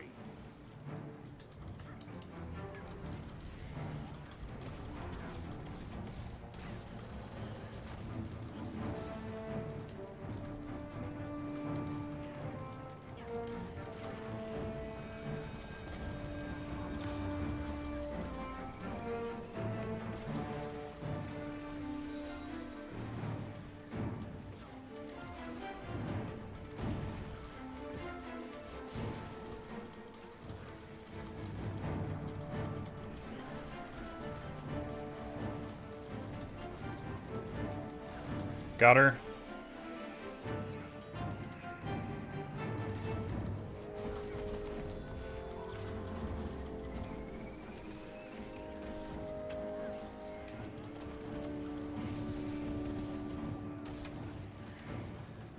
Laser! Fruit Loops! Yes!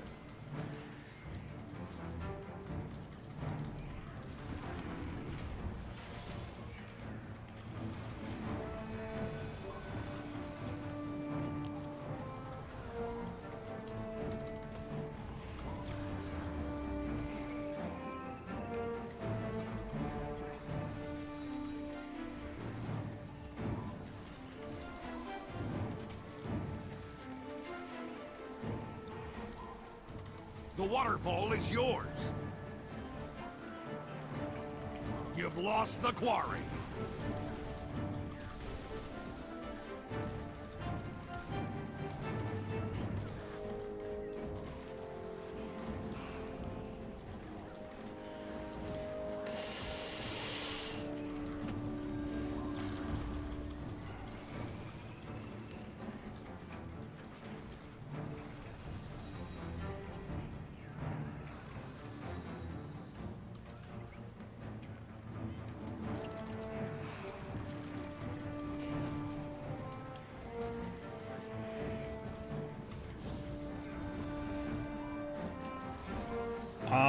I might be dead here. Yeah.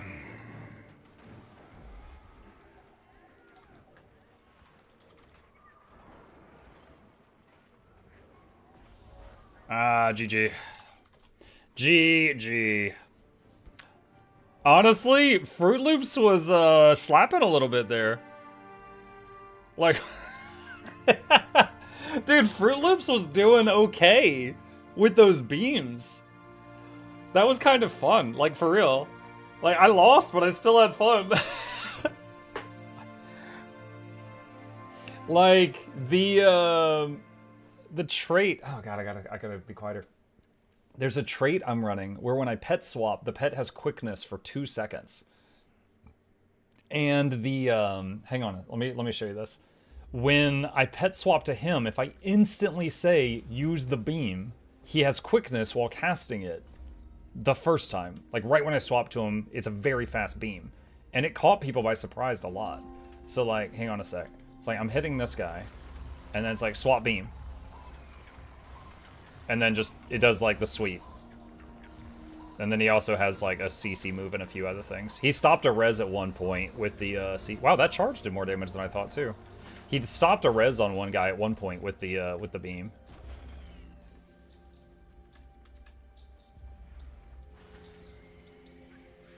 I'm waiting to see that charge again. No, that's the knockdown. That's the charge. Oh, look at that. It's like 3,300 through all of them. Yeah, it's like every time I swapped to the shark, he would have quickness to do the dive under knockdown thing. And every time I swapped to Fruit Loops, he would have quickness for the beam.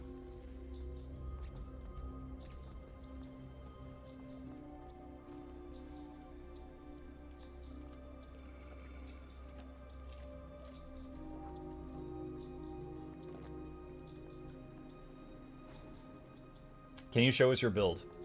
Sure. I'm not saying I recommend it. I'm just playing stuff I find fun. This is the build. Let's see. Where? That's the other pet, the Phoenix. And then...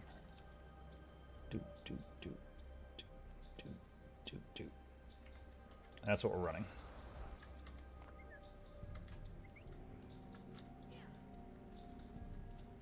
The lightning charge as well. Well, it has a... Okay, so it has wing buffet that knocks enemies back. But it's not the same as the wing buffet on the Wyvern, where it, like, does the channel with the wings, and it does, like, multiple knockbacks. This one's just, like, a one burst. And then dash, it zooms forward, but it leaves behind a trail of wind energy that detonates after. The lightning wyvern charge is a bit different. It has a longer windup, then dashes, and then at the end point it leaves an electric field, which is really nice if you need CC in like a raid, because anyone can combo an electric field, and it does CC with a great many combos. So you can basically make your team unintentionally do a bunch of lightning combos to break CC bars. So he's good in those situations.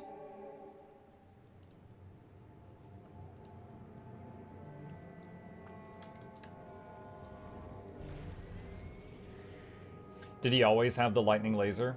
Plague, when it first came out, he would start the beam and do a slow sweep and then a slow sweep, and the damage was so it was like the cast time was twice what it is now, and the damage was like half.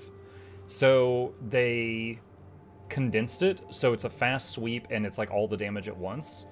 And I still don't think it's anything busted. Like, you know, I think like tail swipe from the lizard is more, but it has a wide area. Also, I'm not sure on this, but I think if the wyvern is right next to the target,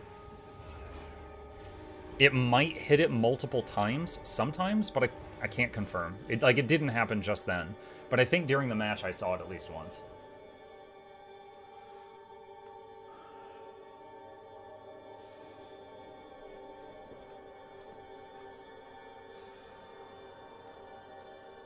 There's a char here in a very nice suit. With sunglasses.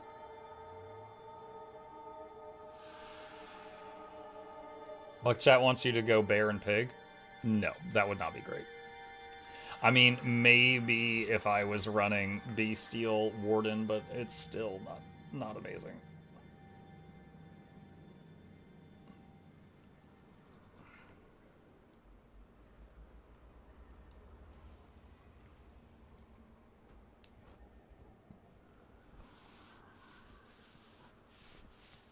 Maybe if you're running Gale Shot. Oh, I would definitely be having a higher win rate on Gale Shot. That I am not arguing that for a second. Just like if I were playing Doom and I punched in the cheat codes, I would have a higher win rate.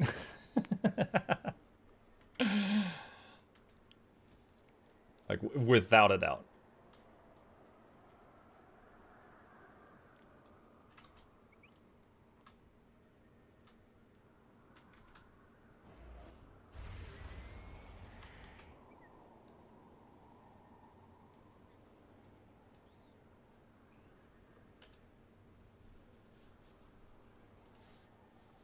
The match starts soon.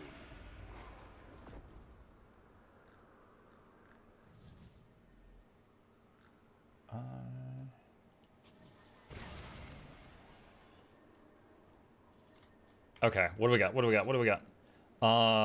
Core NG, Reaper, Luminary, Gale Shot, Core Hold on Necron, to your points. Meon Druid, Seize 2 theirs. Reapers, Chrono Amalgam.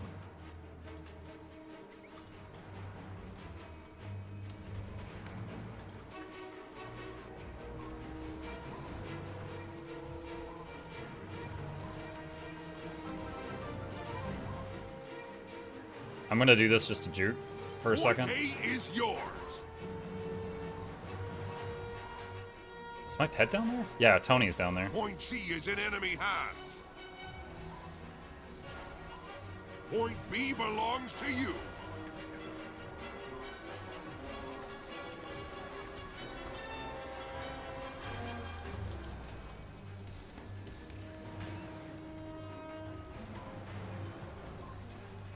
Alright, well, I captured the... Oh, we're losing the point. Losing the point. No.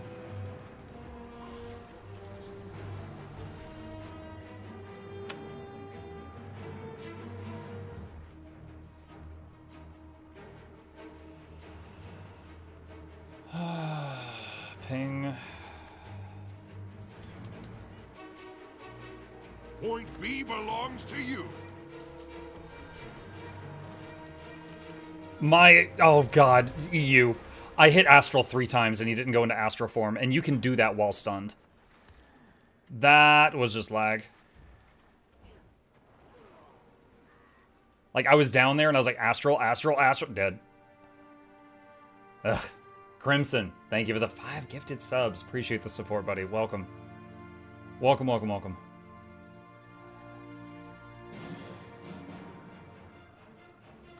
Honestly, most of the time today, the lag has been totally fine, but right now, less so. Oh, there goes 2/3 of my health.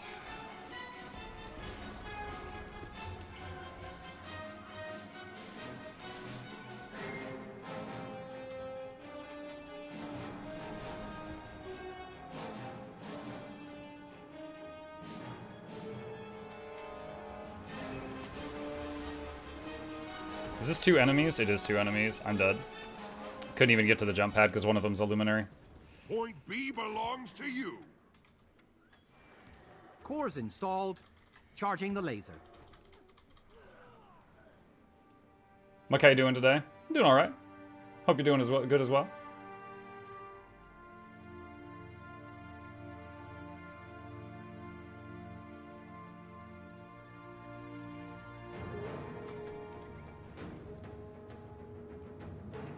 Yeah, I wonder if these guys are a group coup. We've got a few people on our team that are running around just as a ball. Operational. Ready for targeting coordinates. Point A is yours. Got the res on that guy.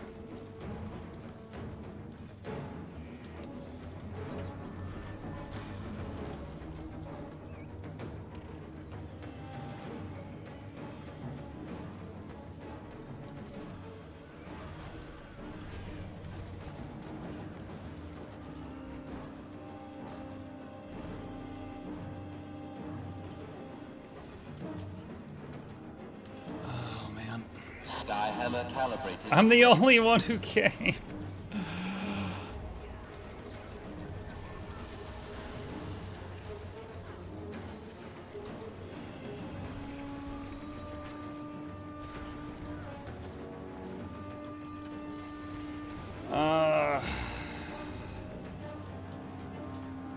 No, oh my god, I want to leave.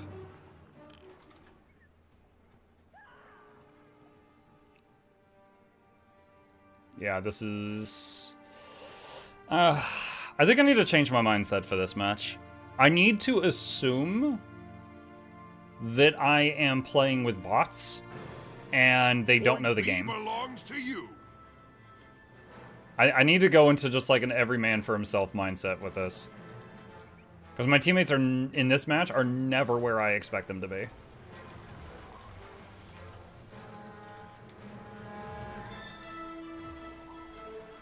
Point A is yours.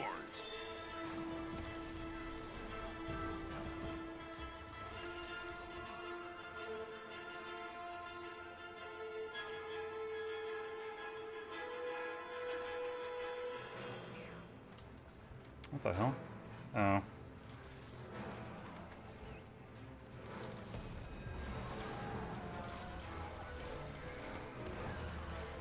Is that not your normal mindset? No, because I normally play support. I knocked her down. She's invulnerable. Because blue class. Search and rescue. Okay, they're okay. Dude, did you see that? She turned around, one shot killed one person, and took me down to 10%. Blue class. Installed. Charging the laser. Point C is in enemy hands.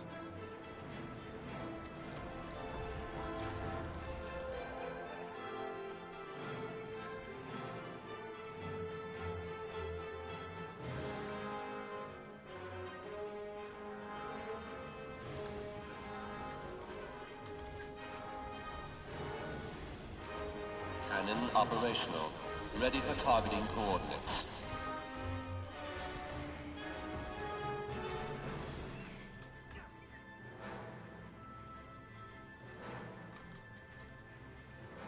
Yeah, did you see that, chat? Did you see all those numbers? That absolutely hit her many times with the same beam.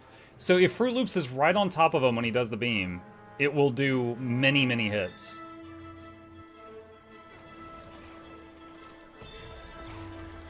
The enemy has taken point B.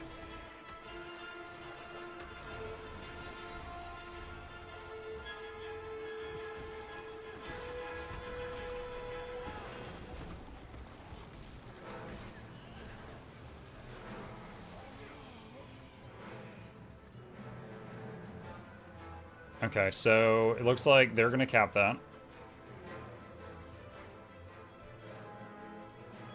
So the positioning is pretty narrow, but yeah, that happened.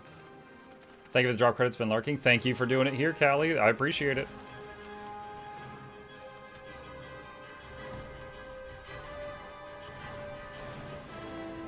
Point A is yours.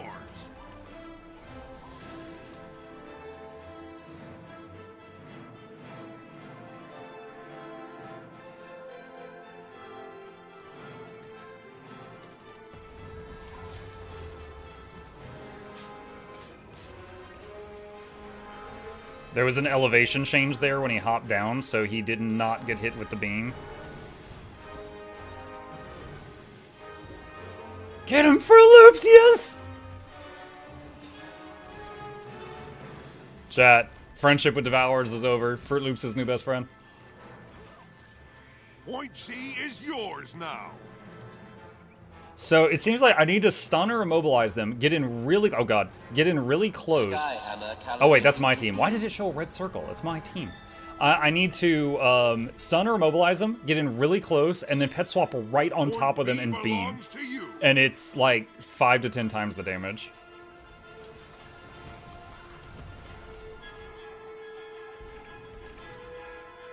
The breakfast beam.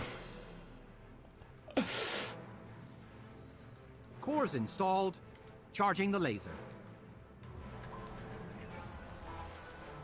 Point C is in enemy hands.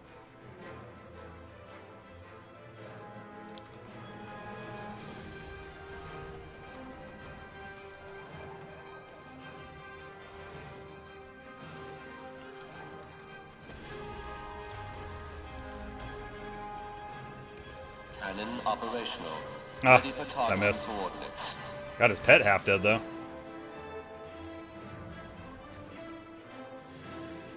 Point B belongs to you. How is matchmaking now in PvP? Is it still Point skewed? A is yours. Sometimes. Like, I had a match today that we lost almost 500 to 0. It is sometimes really bad, but not always. I will say more than that, though, there are classes that are problematic right now that I wish they would do something about sooner rather than later.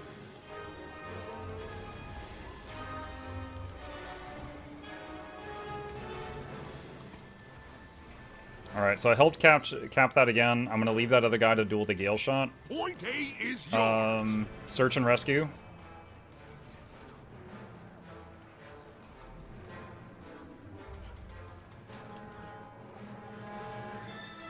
My pet is still trying to res that guy. Glyph of the Stars. Got him.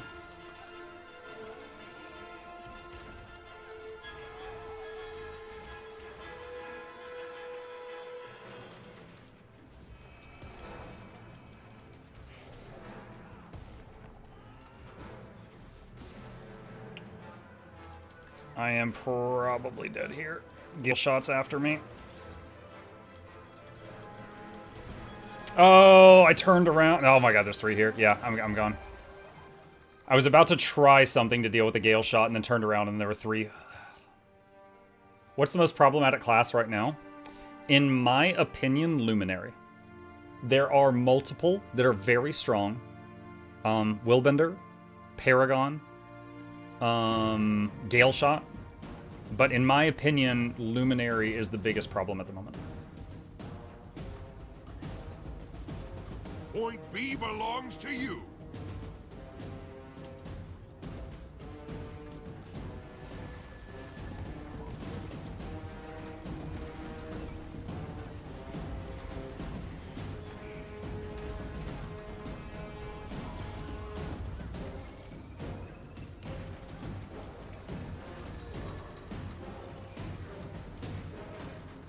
Cores installed. Charging the laser. Point B belongs to you.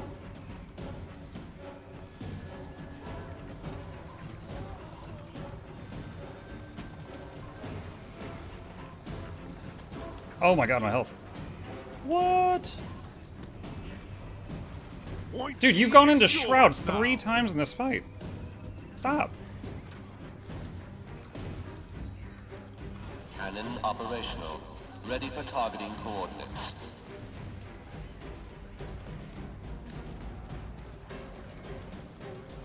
The enemy has taken Point B.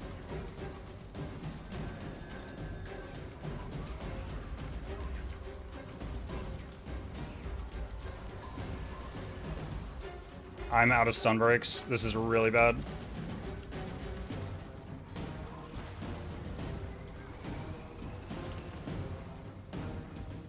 Your team is victorious. Wow. I'm not sure if I would have lived there or not, honestly, if it's a GG. So I managed to go as stealth and juke. I went invisible and then you movement skilled out of there. But if she had realized which way I went, she could have finished me.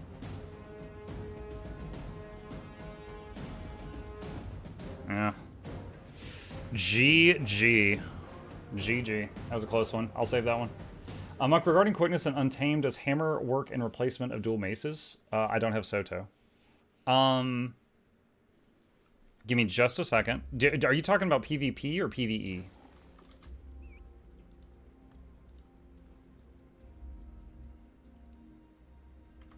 Alright.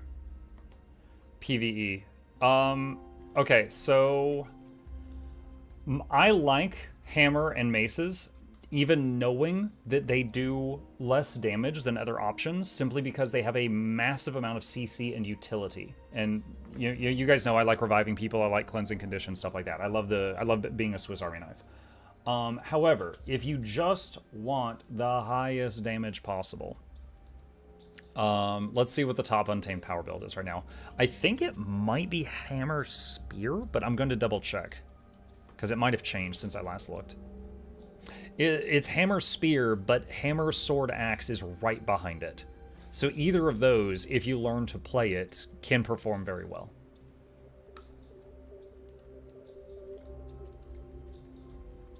Alright. I'll have to keep doing more experimentation with the Fruit Loop strat, chat. That was, hang on a sec. Let me see, does it do the... No, it just hit once that time. Yeah, we definitely saw once where he did it, and it hit the target, like, many, many times. You know what, I also wonder something else. Let me leave combat for a second.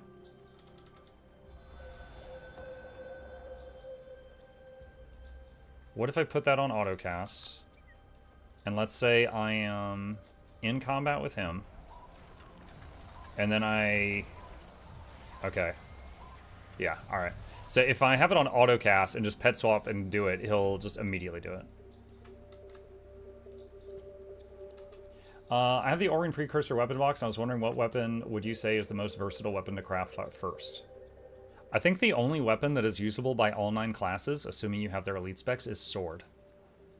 I think close behind that is staff and greatsword. However, it really doesn't matter which one is used on the most classes. It matters which one is used by the most classes that you play. Spear? True, of course, yes. If you have Janthier Wilds, everyone got Spear and Janthier. True. But yeah, whichever weapons are used by the most classes that you play. Like, for example, let's say that you play Ranger and Engineer. There's not a lot of overlap between the two of those. Sword, I think, and Spear might be it. Because the Engineer has pistol and rifle, and the Ranger doesn't. Oh, short bow. Short bow could be used on both. And hammer. Yeah, there are a couple others. But my point is that pick a weapon that the classes you like to play can use. I'm learning how to play, so I'm trying out classes, and I like a weapon that works for most. Understood. Okay. Well, then hopefully we answered your question. All right. That was cool. We'll have to do some more experimentation with the Fruit Loop strat later tonight. For now, though, almost out of time. Spear wins because everyone can use it twice. Oh, okay. Because underwater and above water. Well, not everyone can use it underwater. I'm an OG player and I haven't played since the first year to release. Is it possible for me to be competitive in PvP without any expansion? Yes. Spanx, obviously there will be some options closed to you, right? It's like, if you buy the newest expansion, it adds an elite specialization ranger called Gale Shot. You can't play Gale Shot without the new expansion. However, in matches today, I fought some very skilled core means that they're only using the base game. Core Warrior, Core Elementalist, and Core Necros that were quite good. I will say Secrets of the Obscure opens, the expansion has a thing called Weapon Master Training and Expanded Weapon Proficiencies that added a bunch of new weapons to all classes. So that is a good one to pick up when it's on sale, if you can. But you can play some core classes and be good in PvP, yes. Paragon actually in meta right now in PvP according to Snowcrow, even with support and power. Yeah, Paragon is a good one in PvP. It kind of feels like you need 3 people to take it down. It's just like, it's like beating on a brick wall that's healing. Yeah, it's definitely good in the right hands. Not my hands, but the right hands. It's our time, boys. Yeah. All right.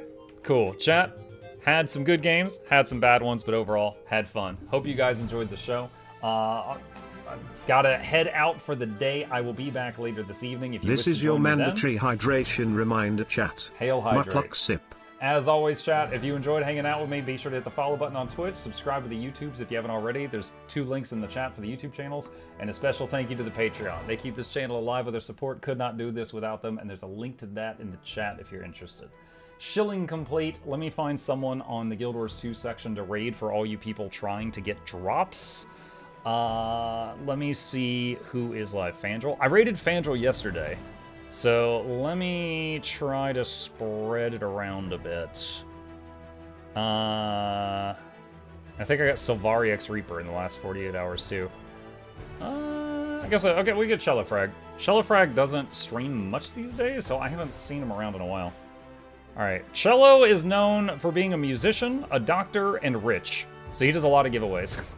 So, good luck to you all. Maybe you'll win some stuff. I'll see you guys over there. I will be back tonight if you wish to join me. See ya.